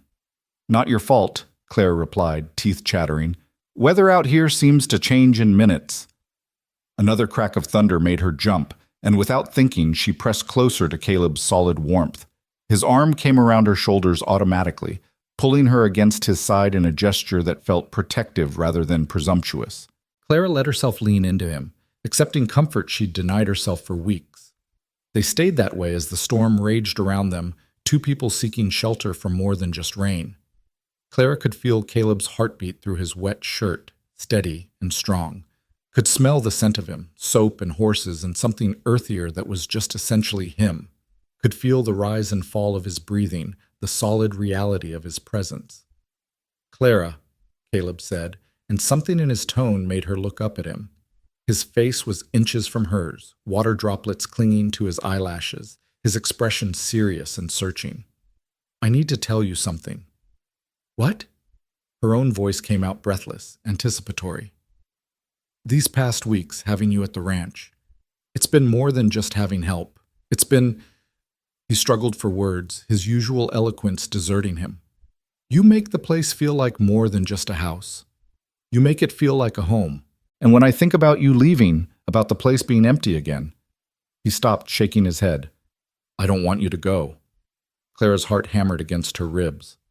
Caleb, let me finish. I know we agreed this was temporary. I know you have plans, a life to build that doesn't necessarily include a rundown ranch in Montana, but I want you to know that if you wanted to stay, really stay, there would be a place for you here. Not as a housekeeper or a temporary guest, but as... He hesitated, then pushed forward with the courage that had made him offer her shelter in the first place. As my partner, my equal. Someone building this life with me instead of just passing through. Clara stared at him, stunned into silence by the declaration. This wasn't a proposal exactly, but it was something more than friendship, more than a business arrangement. It was an offering of something real and lasting, made without pretense or manipulation. I'm not saying you have to decide now, Caleb continued. I'm just saying the option is there. Take whatever time you need, but I wanted you to know how I feel, what I'm hoping for, before you make any decisions about leaving. The rain was starting to slow, the fury of the storm passing as quickly as it had arrived, but Clara barely noticed. All her attention was focused on Caleb, on the vulnerability in his eyes and the hope he was trying not to show too obviously. I don't know what to say, she admitted.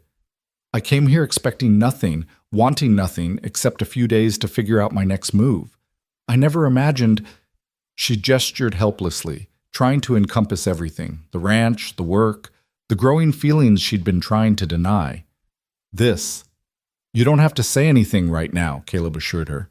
Just think about it. That's all I'm asking.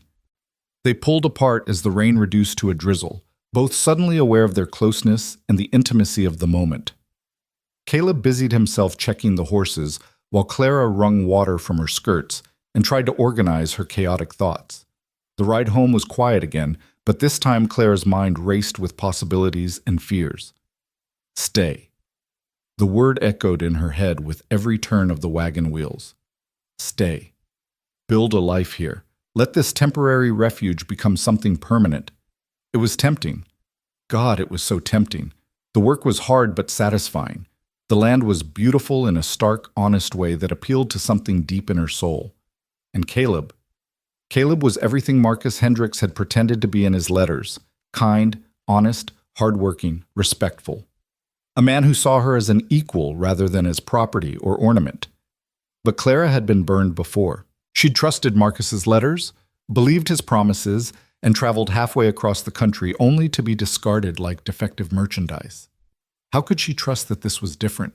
How could she be sure she wasn't just trading one form of dependence for another? And yet, whispered a small voice in the back of her mind, wasn't there a difference between choosing to stay and being trapped? Caleb had offered her a choice, had made it clear she could leave any time without judgment or anger. That wasn't control. That was freedom. By the time they reached the ranch, the sun was breaking through the clouds, turning the wet grass into a field of diamonds. Steam rose from the ground in ethereal wisps, and somewhere a meadowlark sang its liquid song. It was beautiful, Clara thought. This place was genuinely, achingly beautiful. They unloaded the wagon in silence, both lost in their own thoughts. Clara took her damp packages inside while Caleb saw to the horses. She changed into dry clothes and hung her wet dress by the fire to dry, moving through familiar routines that felt different now, weighted with new meaning. When Caleb came in, also changed into dry clothes, he found Clara staring out the window at the clearing sky. He moved to stand beside her, keeping a respectful distance but close enough that she could feel his presence. "I meant what I said earlier," he told her quietly. "No pressure, no expectations. Just know that you have a choice, a real choice, about what happens next."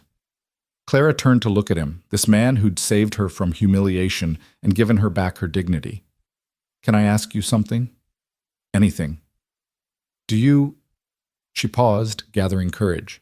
"Do you have feelings for me? Real feelings, not just loneliness or convenience?" Caleb met her gaze steadily. "Yes, real feelings." The kind that make me watch for you when I'm working the far pastures, that make me bring you things from town just to see you smile, that make me lie awake at night thinking about conversations we've had and things I want to tell you. I'm falling for you, Clara, have been since that first day when you refused to let those gossiping hens at the gate see you cry. The honesty of it, the raw vulnerability, broke through the last of Clara's defenses. "I'm scared," she admitted. "I'm terrified of trusting again, of believing this is real and having it torn away. But I'm also—" She took a breath. "I'm also falling for you, for your kindness and your strength and the way you make me laugh, for the life we're building here even if I told myself it was temporary, for the person I'm becoming under this roof." "So what do we do?" Caleb asked. Clara thought about it, about all the risks and possibilities, about the woman she'd been and the woman she was becoming. And she made a decision that felt both terrifying and right. "We take it slow," she said. "We keep working together, living together, learning about each other. No rush, no pressure, just seeing where this goes. And if it works, if this feeling is real and lasting, then we'll know. We'll both know." Caleb's smile was like sunrise, slow and warm and full of promise. "I can live with that." He held out his hand and Clara took it, their fingers interlacing naturally. They stood that way for a long moment, watching the storm clouds retreat toward the eastern horizon and the world emerge fresh and rain-washed and full of possibility. Whatever came next, Clara thought, they would face it together, not as rescuer and rescued, not as employer and employee, but as two people building something real from the broken pieces of their separate pasts. It wasn't the fairy tale she'd imagined when she'd answered Marcus Hendricks's advertisement. It was better. It was real.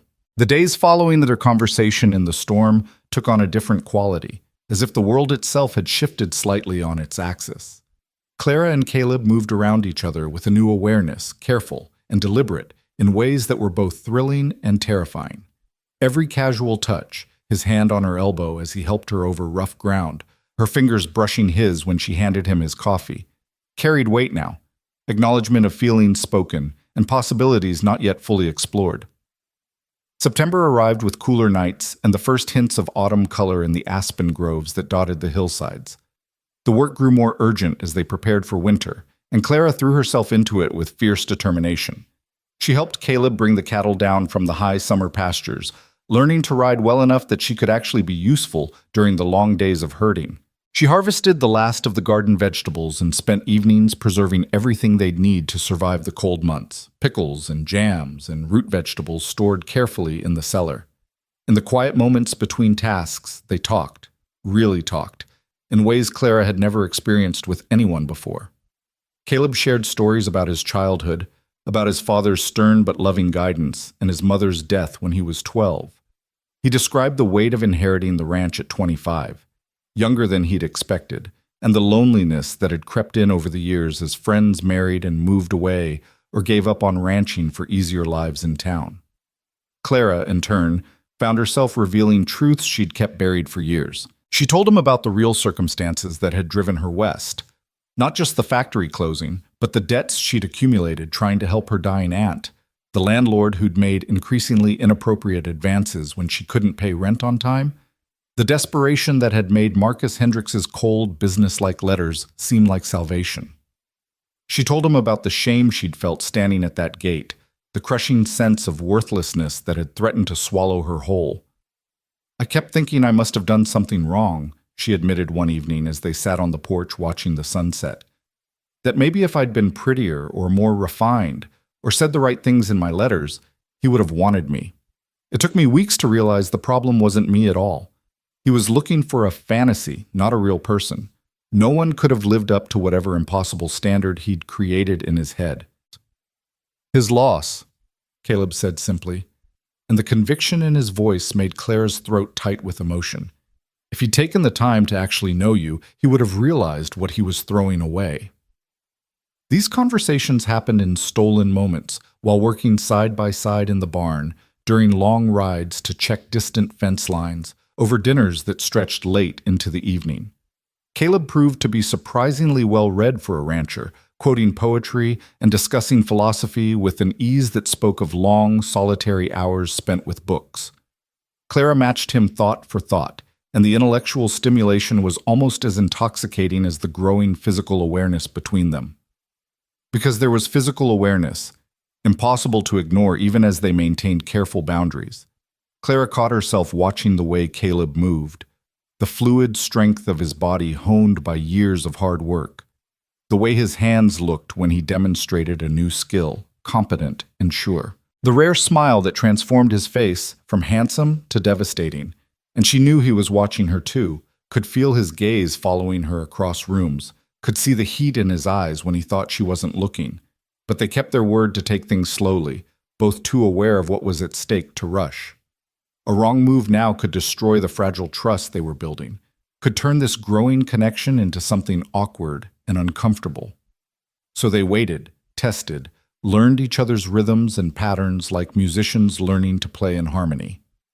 The first real test came from an unexpected quarter. In mid-September, Marcus Hendricks showed up at the ranch. Clara was in the garden, harvesting the last of the potatoes, when she heard the sound of approaching horses. She straightened, shading her eyes against the afternoon sun, and felt her stomach drop when she recognized the man on the lead horse. Hendricks looked exactly as he had that terrible day in July, expensively dressed by frontier standards, sitting his horse with the confidence of someone who'd never doubted his own importance. Behind him rode another man, younger and harder looking, wearing a gun belt low on his hips.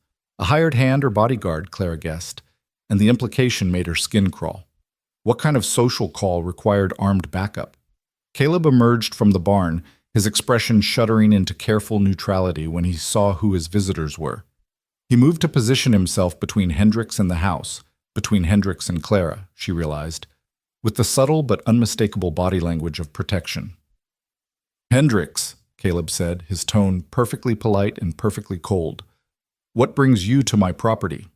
Hendricks dismounted with practiced ease, handing his reins to his companion. "Turner, I was hoping we could have a word about a matter of mutual concern. I can't imagine what that would be. We don't exactly run in the same circles. It's about Miss Whitfield."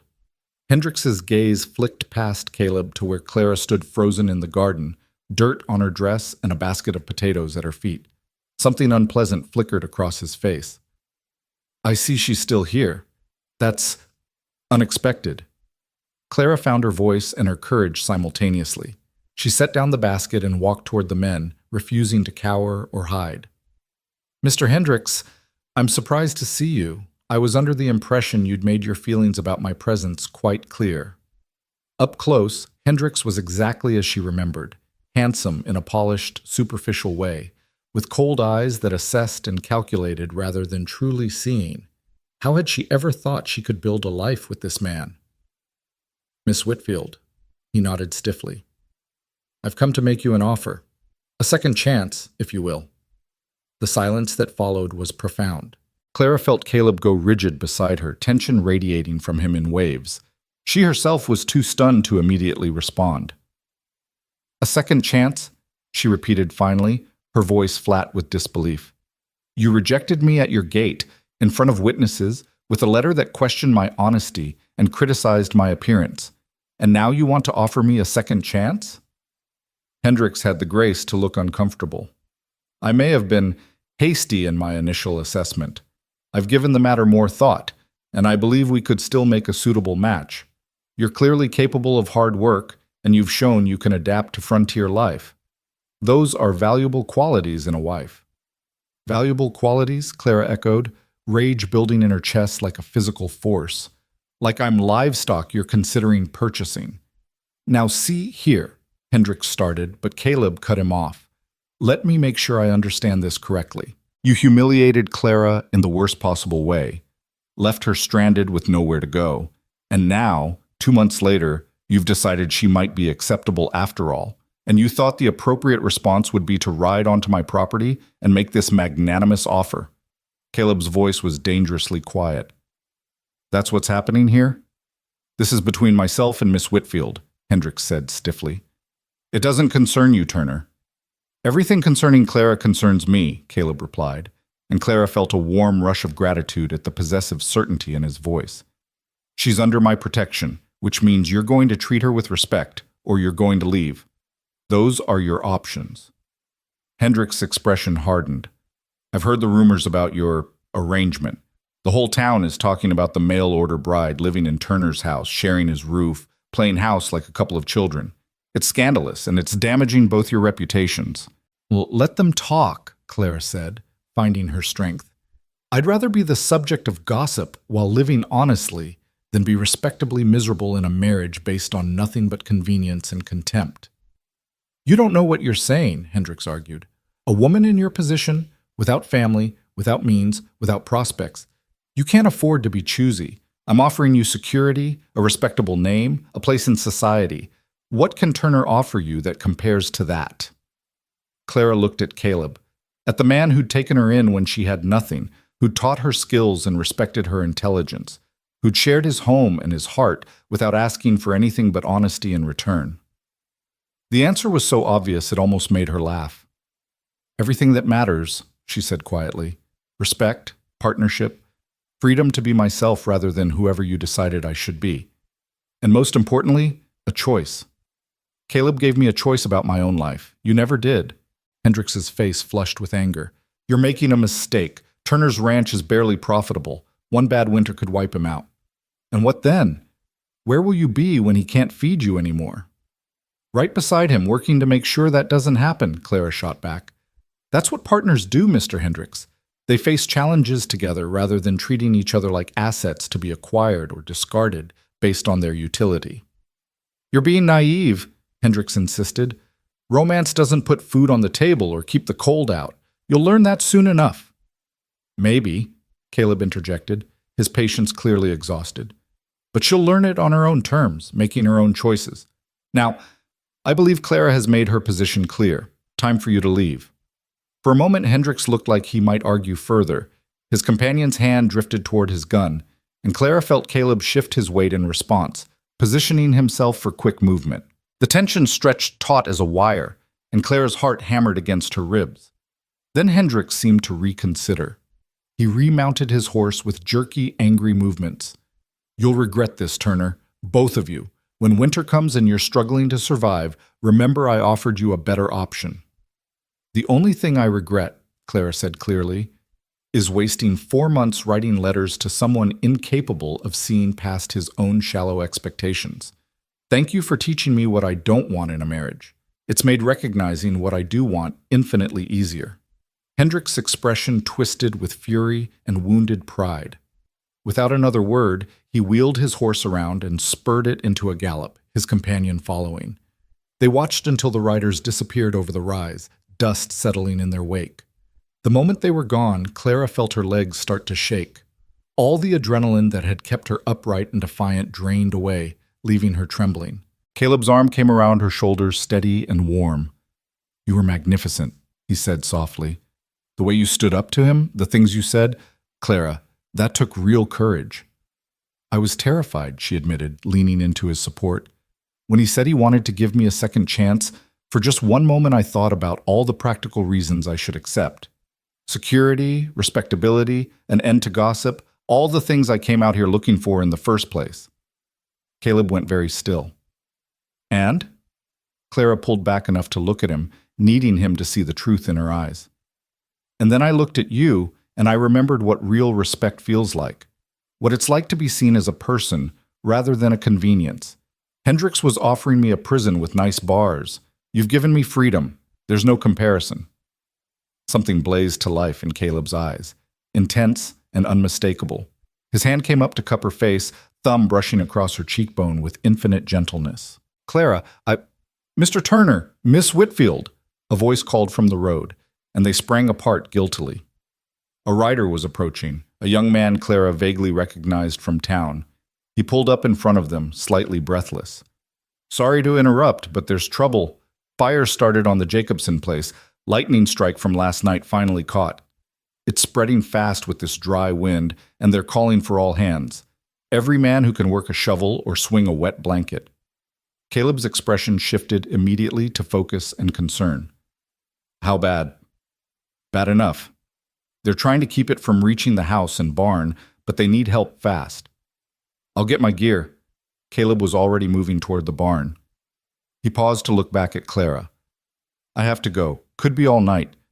Will you be all right here?" "Of course," Clara said immediately, pushing aside her own lingering fear from the confrontation. "Go. Help them. I'll manage things here." Caleb hesitated, clearly torn between duty to his neighbors and reluctance to leave Clara alone so soon after Hendricks' visit. Clara made the decision for him by practically pushing him toward the barn. "Go. I'm perfectly capable of managing for one night. I have the rifle you taught me to shoot, and Gertrude will sound the alarm if anyone approaches. I'll be fine." Within minutes, Caleb had saddled Charlie and packed supplies. He paused before mounting, looking at Clara with an expression that made her breath catch. "When I get back, we need to talk, really talk, about where this is going." "I know," Clara said, "and I'll be here, I promise." He nodded, mounted, and was gone, following the young messenger toward the distant smudge of smoke visible on the horizon. Clara stood watching until they disappeared, then turned to face the suddenly very empty ranch. The silence felt oppressive after the chaos of the afternoon. Clara threw herself into evening chores, feeding animals, and securing the barn with mechanical efficiency while her mind raced. Hendricks' visit had crystallized something she'd been avoiding thinking about too directly. She couldn't keep pretending this was temporary. She couldn't keep telling herself she'd eventually move on to some vague, better opportunity that existed somewhere over the horizon. This was where she wanted to be. Not because she had nowhere else to go, but because this place, this ranch, this work, this man, had become home in ways Boston never had. The question wasn't whether she wanted to stay. The question was whether she was brave enough to fully commit to that decision, to risk her heart on the possibility of real love. Night fell, and Clara moved through the house lighting lamps, checking locks, doing all the small tasks that usually brought comfort. But tonight, everything felt charged with anticipation and anxiety. The confrontation with Hendricks had dredged up old fears. What if Caleb eventually decided she wasn't worth the trouble she brought? What if the gossip and social complications became too much? What if she was making the same mistake all over again, just with a kinder face? She tried to read but couldn't focus. Tried to sew but found her hands shaking too much for fine work. Finally, she simply sat by the window, watching the distant glow of the fire against the night sky and thinking about everything that had led her to this moment. Somewhere past midnight, exhaustion finally claimed her. She dozed in the chair, startling awake at every sound, until dawn light began creeping across the eastern sky. She made coffee with hands that fumbled from tiredness and worry, and was halfway through her first cup when she heard hoofbeats approaching. Caleb looked exhausted, his face streaked with soot and his clothes reeking of smoke. But his eyes found hers immediately as he dismounted, and the relief in them was palpable. "You're still here," he said, and Clara heard the fear underneath the words, fear that she might have used his absence to pack up and disappear rather than face the complicated feelings between them. "I promised I would be," Clara replied, setting down her cup and moving toward him. "How bad was it?" "We saved the house and barn. Lost some pasture land and a shed, but the family's safe and their home is intact. That's what matters." He swayed slightly, and Clara realized just how exhausted he must be. "Come inside, you need food and rest." "I need to tend to Charlie first, and—" "I'll tend to Charlie," Clara interrupted firmly. "You go inside, wash up, and sit down before you fall down. That's not a request." A ghost of a smile crossed Caleb's smoke-stained face. Yes, ma'am. While Caleb cleaned up, Clara took care of Charlie, removing his tack and rubbing him down with practiced efficiency before turning him into his stall with fresh water and grain. The familiar work steadied her nerves, gave her hands something to do while her mind continued its anxious circling. When she returned to the house, she found Caleb at the table, clean but still obviously exhausted. His wet hair stuck up in odd directions where he'd toweled it dry, and there were shadows under his eyes that spoke of a long, hard night. Clara prepared a simple breakfast, eggs, toast, the last of the bacon, and set it in front of him without comment. They ate in silence for several minutes before Caleb finally spoke. "Clara, about yesterday, about what you said to Hendricks." He paused, choosing his words carefully. "Did you mean it? What you told him about choosing to stay here, about what we have being worth more than security or respectability?" Clara set down her fork and met his gaze directly. "Every word. I've spent the past 12 hours thinking about nothing else, actually. About what I want versus what I think I should want. About fear versus courage. About settling versus choosing. And I'm choosing this. Choosing you, choosing us, choosing the life we're building here. Not because I have no other options, Hendricks proved I do, however unappealing, but because this is what I genuinely want. Even with the hard work and the gossip and the uncertainty, even knowing that ranching is precarious and winters are harsh and there are no guarantees, I want this life. With you." Caleb's hand reached across the table to cover hers, and Clara saw her own emotions reflected in his face. Hope, fear, overwhelming relief. "I love you," he said simply. "I think I started falling for you that first day, watching you stand at that gate refusing to break down completely. And every day since, I've fallen a little more. The way you laugh when Gertrude steals vegetables from the garden. The way you hum while you work. The way you tackle every challenge like you've got something to prove to the world. I love all of it, all of you. And if you'll have me, if you'll take the risk of building a life here, I promise I'll spend every day trying to be worthy of that trust." Clara felt tears streaming down her face, but for the first time in months, they were tears of joy, rather than pain or fear. "I love you too," she whispered. "I didn't think I'd ever be brave enough to say those words again after everything that happened. But you made me brave, Caleb. You showed me what love actually looks like. Not possession or convenience, but partnership and respect and choosing each other every single day." Caleb stood, pulling Clara up with him, and then his arms were around her and she was pressed against his chest, breathing in the scent of soap and smoke and him. His hand cradled the back of her head, gentle and sure, while his other arm wrapped around her waist, holding her like she was precious, like she was chosen. "Marry me," Caleb said against her hair. "Not because you have nowhere else to go, not because it's practical or expected. Marry me because you want to, because you can imagine building a life together, because you love me the way I love you. Marry me and make this official, make this real in a way that leaves no room for doubt or gossip or question." Clara pulled back just enough to see his face, to verify that he meant every word. What she saw there, love, determination, absolute certainty, made her smile through her tears. "Yes," she said. "Yes, I'll marry you. Not because I need rescuing or security. Because I choose you, Caleb Turner. I choose this life, this ranch, this partnership. I choose us." His kiss was everything their relationship had been, honest, patient, building slowly from gentle to passionate as months of restrained longing finally found release. Clara melted into it, into him, feeling like she was finally, truly home after a lifetime of searching. When they finally broke apart, both breathless and slightly dazed, Caleb rested his forehead against hers. "We should probably talk about practical things. When, where, how we want to do this." "Later," Clara said firmly. "Right now, you need to sleep. You've been up all night fighting a fire, and you're dead on your feet." "But later," she repeated, gently pushing him toward his bedroom. "Sleep for a few hours. The practical details will keep. The most important question has been answered." Caleb allowed himself to be shepherded to bed, too exhausted to argue.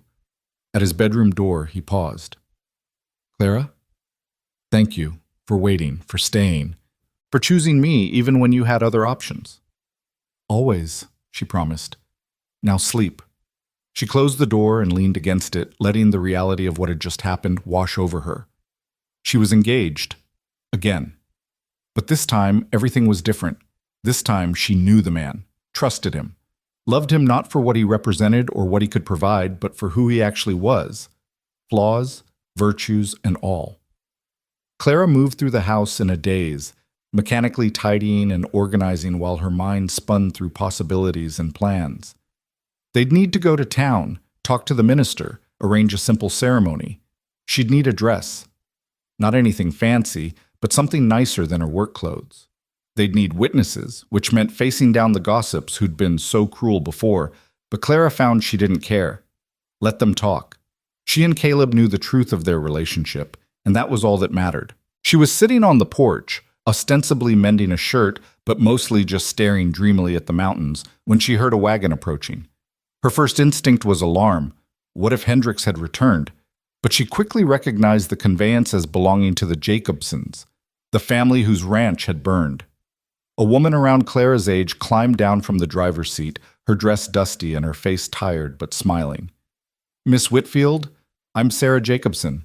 I wanted to come by and thank you and Mr. Turner. If it wasn't for all the neighbors who came to help last night, we would have lost everything." Clara stood, gesturing to the empty chair beside her. "Please sit. I'm glad they could save your home. Can I get you some water? Coffee?" "Water would be lovely, thank you." When Clara returned with 2 glasses, Sarah was sitting with her head tipped back, eyes closed, looking utterly exhausted. She accepted the water gratefully and drank half of it in one long swallow. "I apologize for my appearance," Sarah said. "I've been up all night helping to watch for spot fires, and I probably should have gone home to rest before making social calls. But I wanted to catch you while I had the courage."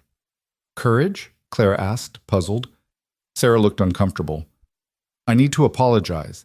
I was one of the women in the store that day when they were saying cruel things about you and Mr. Turner. I didn't participate, but I didn't speak up either. I just stood there and let them tear you down, and I've felt terrible about it ever since. You didn't deserve that, and I should have said something." Clara was startled by the unexpected apology. "That's kind of you to say, but—" "No, please let me finish," Sarah interrupted. "The truth is, I was jealous. My husband and I have been struggling since we came out here.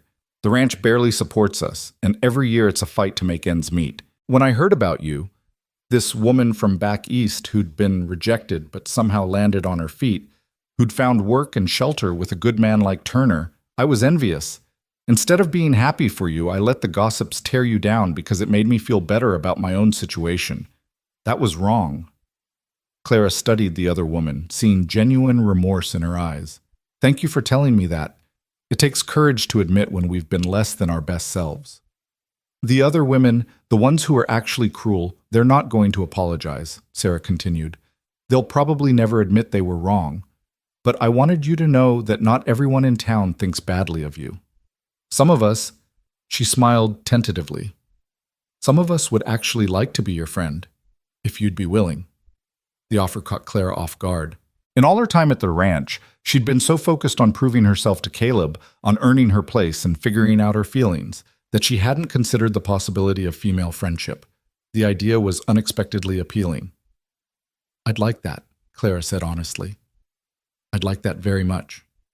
They talked for another hour, Sarah sharing stories about ranch life and the challenges she and her husband faced, Clara opening up about her own journey from Boston to Montana. By the time Sarah stood to leave, promising to visit again soon, Clara felt lighter somehow. She'd found not just a home and a partner, but the beginnings of community. As she watched Sarah's wagon disappear down the road, Clara reflected on how much her life had changed in just 3 months. She'd arrived in Montana as a mail-order bride, rejected and humiliated, with nothing but a trunk of belongings and $3 to her name. Now she was engaged to a man she genuinely loved, had skills and confidence she'd never possessed before, and was beginning to build the kind of connections that turned a place into a home. It wasn't the life she'd imagined when she'd boarded that train in Boston. It was better. It was real and complicated and sometimes difficult, but it was hers. She'd chosen it, and it had chosen her back. The sun was starting its descent toward the western horizon when Caleb finally emerged from his room, looking more rested but still somewhat dazed. He found Clara in the kitchen preparing supper, and the domestic normalcy of the scene seemed to ground him. "Did I dream this morning?" he asked from the doorway. "Or did you actually say yes?" Clara turned to face him, unable to keep the smile from her face. "You didn't dream it. I said yes. I'm saying yes. I'll keep saying yes as many times as you need to hear it." Caleb crossed the room in 3 strides and pulled her into his arms, kissing her soundly. When they broke apart, both were grinning like fools. "So," Clara said, her hands resting on his chest, "about those practical details we need to discuss. When do you want to get married?" "Tomorrow," Caleb said immediately. "Right now. As soon as humanly possible." Clara laughed. "Be serious. We need to talk to the minister, get a license, arrange witnesses. It'll take at least a week or 2 to organize properly." 2 weeks then, Caleb agreed. "Not a day longer. I've waited 7 years for this feeling, Clara. I'm not interested in a long engagement." 2 weeks, Clara confirmed. "We'll ride into town tomorrow, start making arrangements, face down the gossips together, and show them we don't care what they think." "Together," Caleb agreed, and the word carried weight beyond simple logistics. Together. It was a promise and a commitment, a declaration that whatever challenges came, they would face them as partners. That evening, they sat on the porch as the stars emerged one by one in the darkening sky. Caleb had pulled Clara into his lap, and she leaned back against his chest, his arms wrapped around her waist, both of them content just to be close after months of careful distance. "Tell me something," Clara said softly. "When you found me at that gate, did you have any idea it would lead to this?" Caleb was quiet for a moment, considering. "No," he admitted finally. "I just saw someone who needed help and couldn't walk away. But somewhere between that day and this one, you stopped being a stranger I was helping and became the person I can't imagine my life without. I don't know exactly when it happened. Maybe it was watching you tackle the garden with such determination. Maybe it was the first time you made me laugh. Maybe it was seeing you stand up to those women in town. Or maybe it was all of it together, every small moment building into something I couldn't ignore anymore." Clara twisted in his arms to look at him.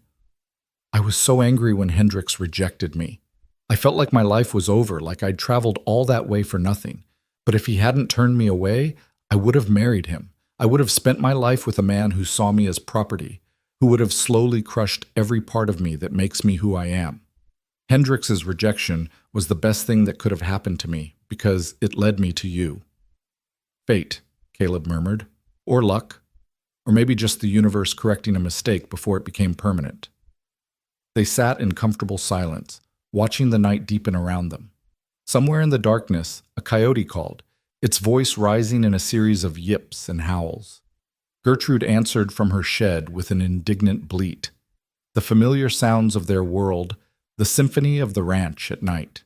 "I want to make you a promise," Caleb said suddenly. "Not part of wedding vows or anything formal, just something between us." "All right. I promise that I will never take you for granted, never treat you like your thoughts and feelings don't matter, never make you feel like you're less than my equal partner in everything we build. And if I ever do, even accidentally, I want you to call me on it immediately. Deal?" Clara felt tears prickling at her eyes again. "Deal. And I promise the same. I promise to be honest about what I need and want, even when it's hard. To trust you with my fears and doubts, not just my strengths. To remember that we're building this together, not me fitting into your life or you into mine, but creating something new that belongs to both of us." They sealed the promises with a kiss that tasted like coffee and possibility and home. And as the Montana night deepened around them, Clara felt the last of her fears and doubts dissolve. This was right. This was real. This was love as it was meant to be, not a rescue or a compromise, but a choice made freely by 2 people who'd found each other against impossible odds. Tomorrow, they would ride to town and begin the practical business of planning a wedding. There would be paperwork and arrangements, gossip to face, and social complications to navigate.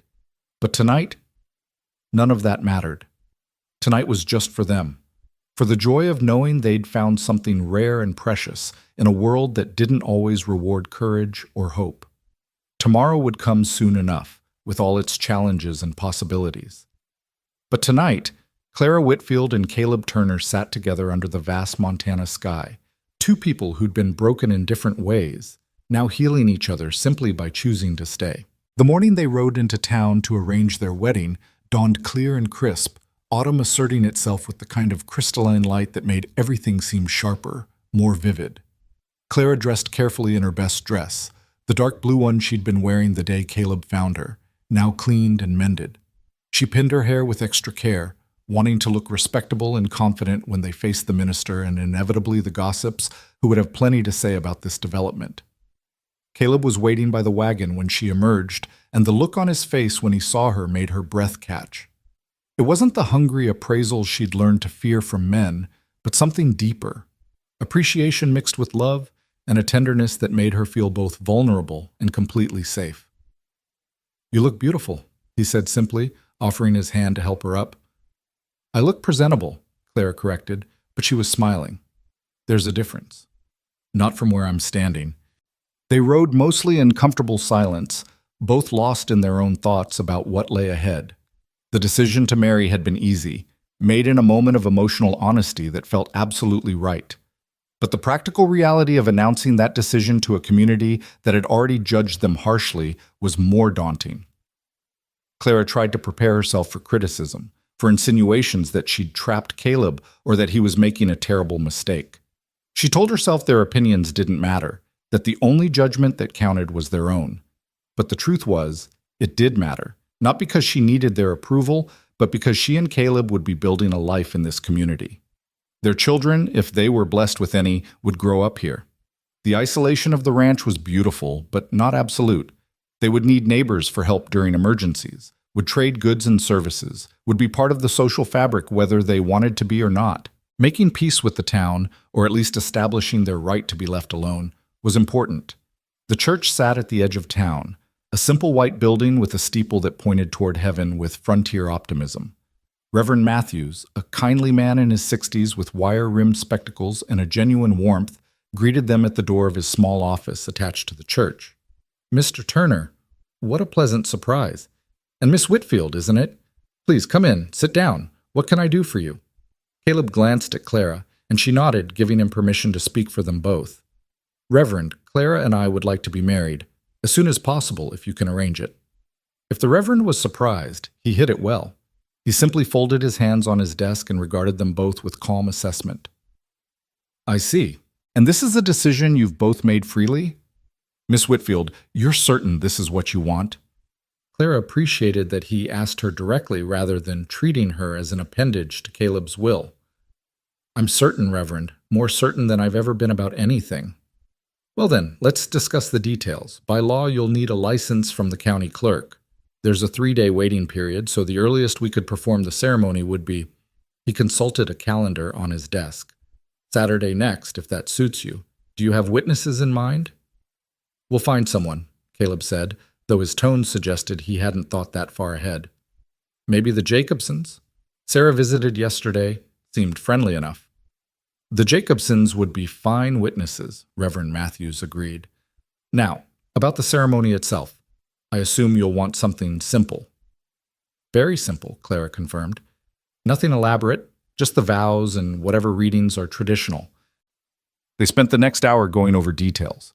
The time of the ceremony, the few legal formalities required, the minimal cost for the Reverend's services. Throughout, Reverend Matthews treated them with dignity and kindness, never once suggesting there was anything improper about their union or asking invasive questions about how they'd come to this decision. By the time they left his office, Clara felt lighter, as if clearing this first hurdle made everything else more manageable. The county clerk's office was a different story. The clerk himself, a thin man with a permanent expression of suspicion, looked Clara up and down with obvious disapproval when they requested a marriage license. "This the Turner Ranch?" he asked, consulting some internal record. "You're Caleb Turner, son of William Turner?" "That's right.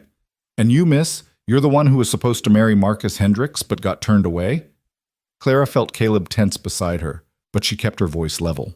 "I'm Clara Whitfield, yes, and Mr. Hendricks and I mutually agreed not to proceed with our engagement. Is that relevant to our request for a marriage license?" The clerk sniffed. Just making sure all the information is accurate for the records. Wouldn't want any confusion about identities or intentions. He pulled out the necessary forms with exaggerated slowness. You understand there's a 3-day waiting period. Can't get married before that, no matter how urgent your need might be. The insinuation in his tone was clear, and Clara felt her temper flare. But before she could respond, Caleb leaned forward, his voice deadly quiet. We understand the legal requirements perfectly well. What we don't understand is why you feel entitled to comment on our personal business.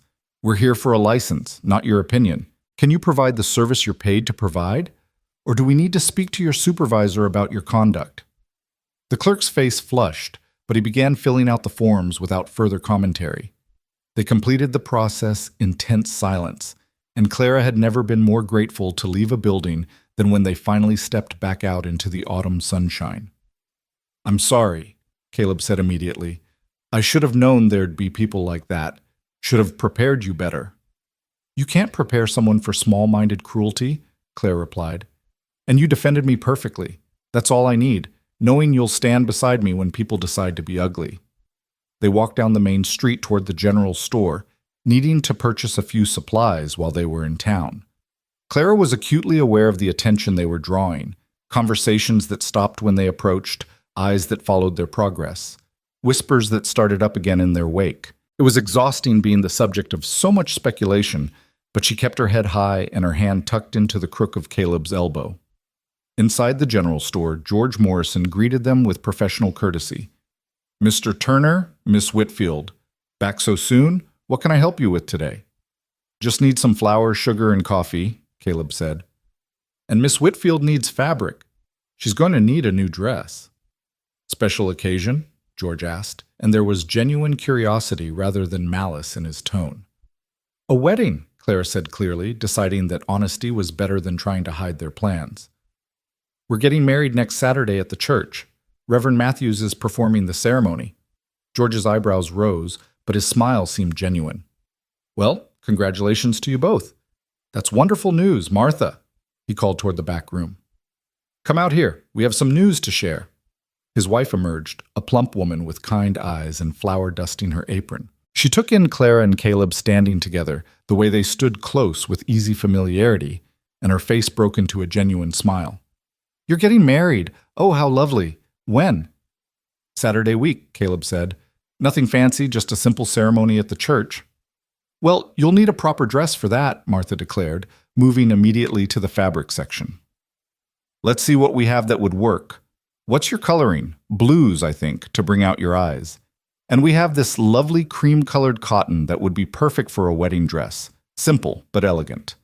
Clara found herself swept up in Martha's enthusiasm, discussing fabrics and patterns with a warmth that was completely unexpected. For the next hour, Martha helped her select not just material for a wedding dress, but also fabric for 2 additional everyday dresses, insisting that a newly married woman needed a proper wardrobe. Now don't worry about the cost, Martha said when Clara protested. We can set up an account, let you pay it off over time. That's what neighbors do.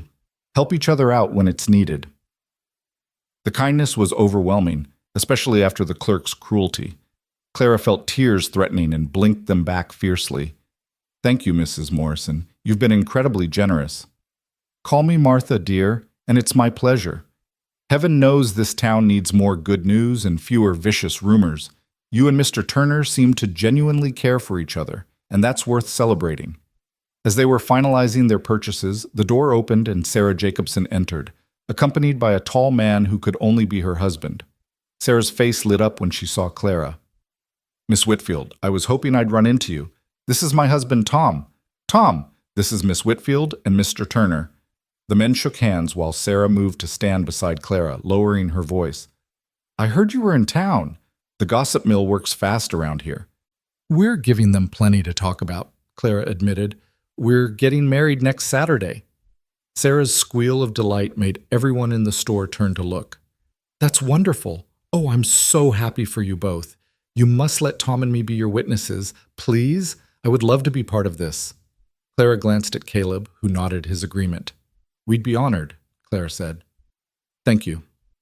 By the time they left the store, word had spread throughout town that Caleb Turner and Clara Whitfield were getting married. The reactions were mixed. Some people offered genuine congratulations. Others made their disapproval clear through cold stares and pointed silence. But Clara found she cared less than she'd expected. For every person who judged them, there was someone like Sarah or Martha who offered kindness and support. That balance was enough. The ride home was quiet but companionable, both of them processing the day's events. As the ranch came into view, Clara felt a surge of affection for the place that had become home. The simple house with its blue curtains fluttering in the windows. The barn where Gertrude was probably causing trouble. The garden she'd coaxed back to life. The vast sweep of land and sky that had taught her what freedom actually meant. Having second thoughts? Caleb asked, misreading her silence. No, Clara said firmly. Quite the opposite. I was just thinking how much I love this place. How much I love the life we're building here. Even with judgmental clerks and gossips? Even with them. They're just noise, Caleb. What we have is real. The week that followed was a whirlwind of preparation. Clara spent every spare moment working on her wedding dress, sewing late into the night by lamplight. Martha Morrison had helped her cut the pattern, and Sarah Jacobson had stopped by twice to offer assistance and encouragement. The dress was simple but beautiful. Cream cotton with modest trim at the sleeves and neckline, fitted at the waist and falling in graceful folds to her ankles. When she tried on the nearly finished garment, she barely recognized the woman in the mirror. Not the desperate factory girl from Boston, not the humiliated mail-order bride at the gate, but someone new, someone confident and loved and choosing her own path. Caleb, meanwhile, threw himself into ranch work with extra intensity, as if trying to tire himself out enough to sleep through his nervous excitement. He brought the last of the cattle down from the high pastures, repaired fences that didn't strictly need repairing, and organized the barn with meticulous attention to detail. In the evenings, they sat together on the porch, talking about their future with a mix of practical planning and dreaming. I want to expand the cattle operation eventually, Caleb said one night. Build up the herd over the next few years until we're running 100 head or more. It'll mean more work, but also more stability. And I want to start selling preserves and baked goods in town, Clara added. Martha mentioned the store would buy whatever I could produce. It's not much, but every bit of extra income helps. We'll need to think about the future, Caleb said carefully. About family. Do you want children? Clara had been expecting this question, had thought about it constantly over the past weeks. I do, she said honestly. Not right away. I want time for us to build our foundation first. But yes, eventually, I want to fill this house with life and laughter. Want to raise children who know what it means to work hard and love deeply and treat people with respect. That sounds perfect, Caleb murmured, pulling her closer. Everything about this sounds perfect. The night before the wedding, Sarah insisted that Clara stay at the Jacobson ranch, citing tradition that the bride and groom shouldn't see each other the day of the ceremony. Clara agreed, partly because Sarah was so enthusiastic about the plan, and partly because she needed the distraction of female company to keep her from overthinking everything. Sarah's house was smaller than the Turner Ranch, but warm and welcoming, filled with the cheerful chaos of a young marriage still finding its rhythm. Over dinner, Tom and Sarah shared stories about their own wedding 3 years earlier, the challenges they'd faced establishing their ranch, the dreams they still held for the future. It's not easy, Sarah admitted as they sat up late sewing final touches on Clara's dress. The work is endless, the money's always tight, and there are days I wonder if we made a mistake trying to make a life out here. But then Tom comes in from checking the cattle, and he looks at me the way your Caleb looks at you, and I remember why we chose this. It's about building something together, creating a life that's ours on our own terms. Were you afraid? Clara asked. Before you got married, were you scared? Terrified, Sarah laughed. I kept thinking about all the things that could go wrong, all the ways we might fail. But Tom told me something that stuck with me. He said fear is just proof that you care about the outcome. If you weren't afraid, it would mean you had nothing invested. So I decided to be brave and scared at the same time, and somehow that worked. Clara thought about that as she lay in Sarah's spare bedroom that night, staring at the ceiling and listening to unfamiliar house sounds. Brave and scared at the same time. That described exactly how she felt. Terrified of making another mistake, of trusting the wrong person, of building her life on foundations that might crumble, but also brave enough to try anyway, to believe that Caleb was different, that what they had was real and lasting. Morning came with pale sunlight and nervous energy that made Clara's hands shake as she dressed. Sarah helped her into the wedding dress, fastening the long row of buttons down the back with patient fingers.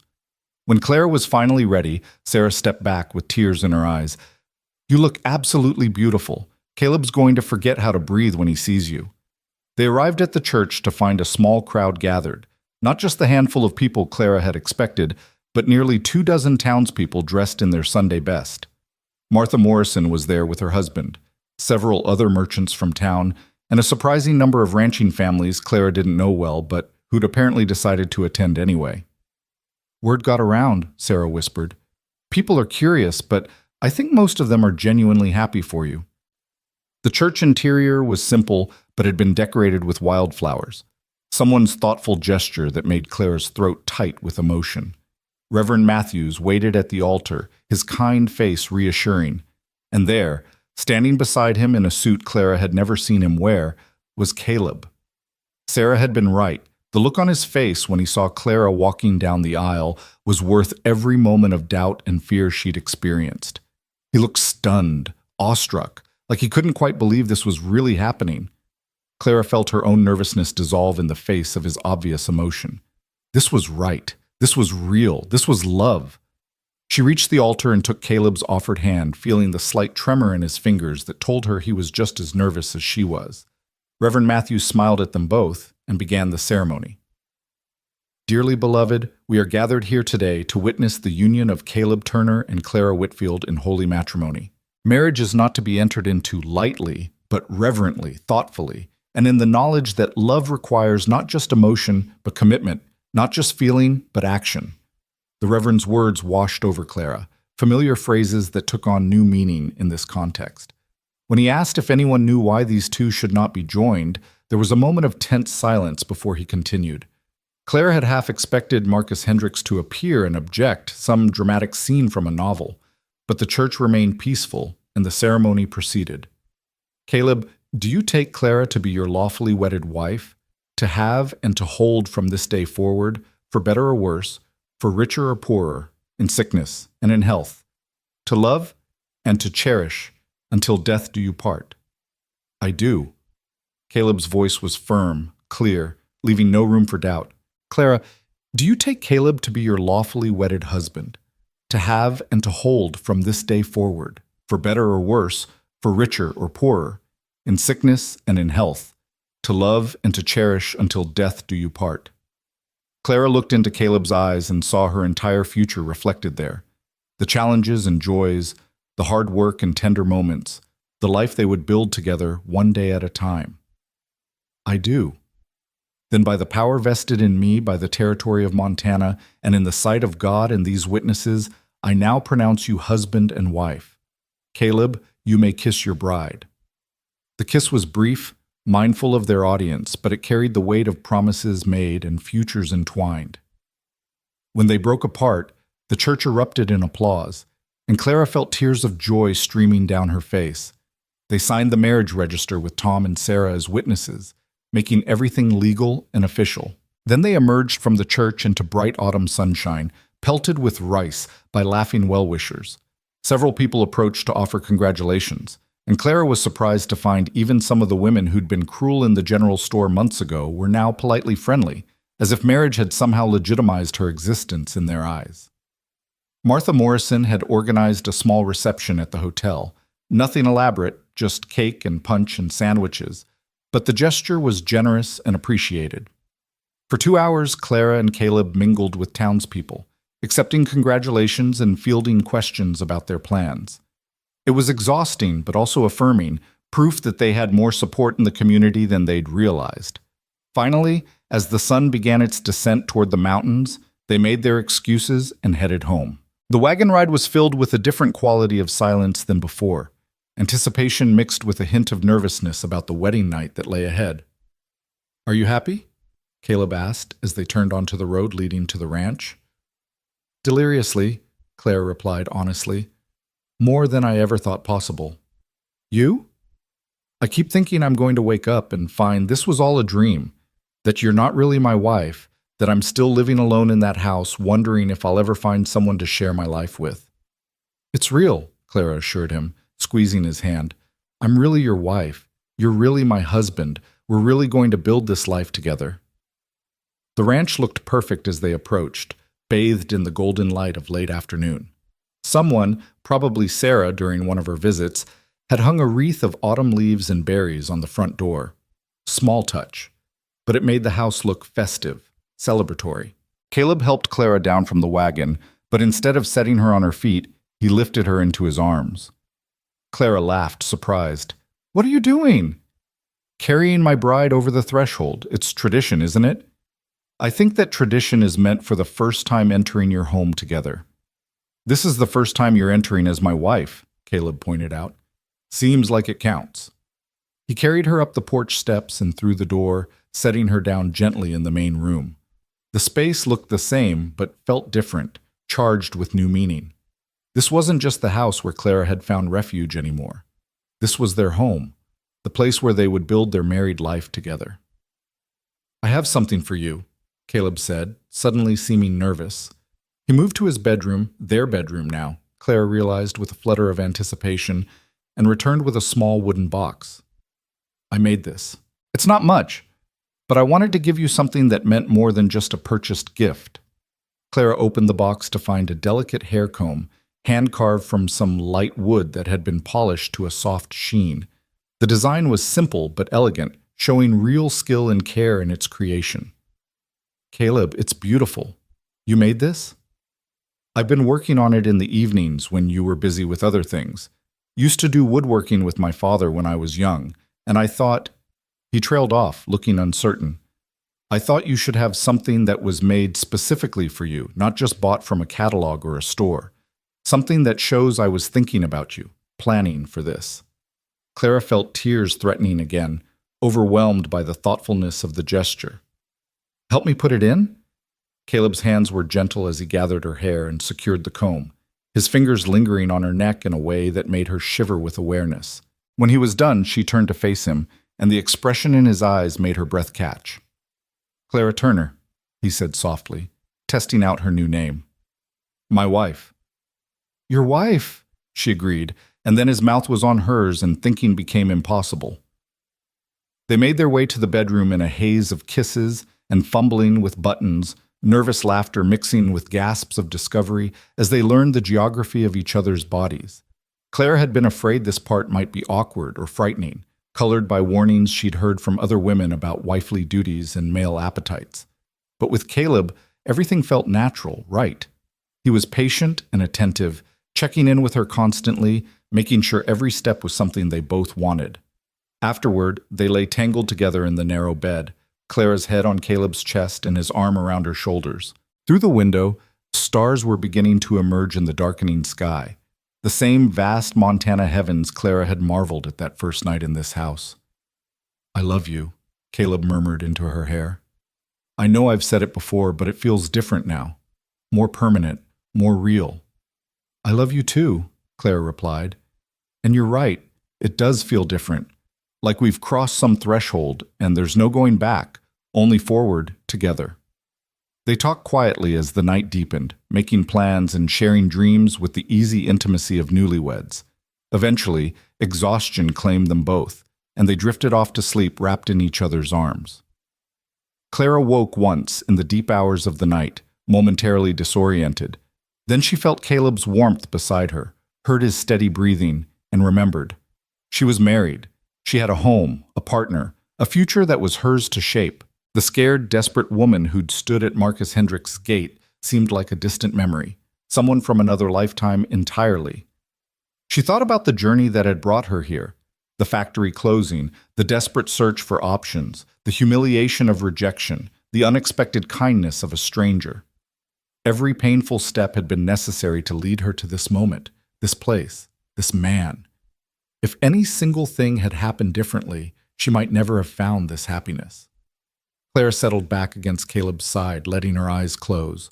Tomorrow they would wake up as husband and wife and begin the real work of building a life together. There would be challenges ahead, Harsh winters and financial struggles, gossip and judgment, all the thousand difficulties that came with frontier ranching. But they would face them together, partners in every sense of the word. The months that followed were a revelation. Clara discovered that marriage to Caleb was everything she'd hoped for, and nothing like she'd feared. They worked together with increasing efficiency, developing routines and rhythms that made the ranch run smoothly. Caleb taught her everything he knew about cattle and horses, treating her as a genuine partner rather than an assistant. Clara expanded her preserves business, selling to Martha Morrison and several other merchants who appreciated the quality of her work. Winter came with its expected hardships: brutal cold, heavy snows, days when venturing outside felt like facing down a physical enemy. But the house stayed warm, the animals stayed fed, and Clara and Caleb stayed close, using the forced indoor time to deepen their knowledge of each other. They read aloud by firelight, played cards and chess, made love with increasing confidence and joy. The isolation that had once seemed oppressive became precious. Time carved out of the world for just the two of them. Spring arrived like the benediction, melting the snow and coaxing green from the brown earth. Clara planted an expanded garden, ambitious with plans for what they could grow and preserve. Caleb successfully bred several of his horses, and the foals that arrived were healthy and strong, promising future income. The ranch slowly became more prosperous, not wealthy, but stable, sustainable. And one morning in early summer, Clara woke with a suspicion that became certainty over the following weeks. She was pregnant, carrying their first child, the next generation of Turners, who would grow up knowing this land and this life. When she told Caleb, his reaction was everything she could have hoped for: joy, wonder, and a tenderness that made her weep happy tears. He placed his hand on her still flat stomach with such reverence it took her breath away. "A baby," he whispered. "Our baby. Clara, we're going to be parents." "Are you ready for that?" she asked, needing to hear him say it. "No," he admitted with a laugh. "I have no idea what I'm doing, but I'm ready to figure it out with you, to learn as we go." That's what we've been doing all along, isn't it? Learning together, building together, becoming who we're meant to be side by side. Clara thought about the woman she'd been when she'd first arrived at this ranch. Broken, scared, uncertain of her own worth. And she thought about who she was now: strong, confident, loved, and loving in return. The transformation hadn't been instant or easy, but it had been real. Every challenge she'd faced, every moment of doubt she'd overcome, had been necessary to bring her to this point. She looked around at the house they'd made a home, at the land they were nurturing into productivity, at the man who'd seen her potential when she could barely see it herself, and she felt a deep, abiding sense of gratitude for the strange path that had led her here. Yes, she'd answered an advertisement and traveled across the country to marry a stranger. Yes, she'd been rejected and humiliated, left standing at a gate with nothing but a trunk and $3 to her name. But that rejection had led to rescue, and rescue had led to partnership, and partnership had led to love. The ending she'd been denied with Marcus Hendricks had been the wrong ending for the wrong story. This, the Turner Ranch, Caleb's arms, the baby growing inside her. This was the right ending, or rather the right beginning. Years later, when people asked her about how she'd met her husband, Clara would tell the story honestly, about being a mail-order bride who'd been rejected at first sight, about the cowboy who'd offered her shelter when she had nowhere else to go, about the slow transformation of charity into partnership and partnership into love. She never sugar-coated the painful parts or pretended it had been easy, but she always ended the story the same way, with her hand in Caleb's and their children playing in the yard of the ranch they'd built together. "Sometimes," she would say, "the worst thing that can happen to you turns out to be the best thing in disguise, because if Marcus Hendricks had accepted me, I would never have found what I was really looking for. Not security or status or escape from poverty, but a real home, a true partner, and a love that chose me just as much as I chose it." And Caleb would squeeze her hand and add, "Best day of my life was the day I found you at that gate. Changed everything. Made me remember what I was living for." Their children would roll their eyes at the familiar story, the way children do when their parents get sentimental. But Clara hoped that someday they would understand that the greatest gifts often come disguised as disasters, that rejection can be redirection, and that sometimes you have to lose the life you plan to find the life that's been waiting for you all along. The Montana sun would set over their land, painting the sky in shades of gold and crimson and purple. Gertrude would bleat from her shed, calling for her evening feeding. The cattle would low from the far pastures, and Clara would stand on the porch of the house that had become her home, surrounded by the family that had become her world, feeling more blessed than she'd ever imagined possible. From abandoned bride to beloved wife, from homeless wanderer to rooted homemaker, from someone defined by what others thought of her to someone secure in her own worth. The journey had been painful and uncertain, but every step had been worth it. Because Clara Whitfield Turner had found what so many people searched their whole lives for and never find. A place where she was loved not for what she could provide or how she appeared, but simply for who she was. And that, she knew with absolute certainty, was worth more than all the security and respectability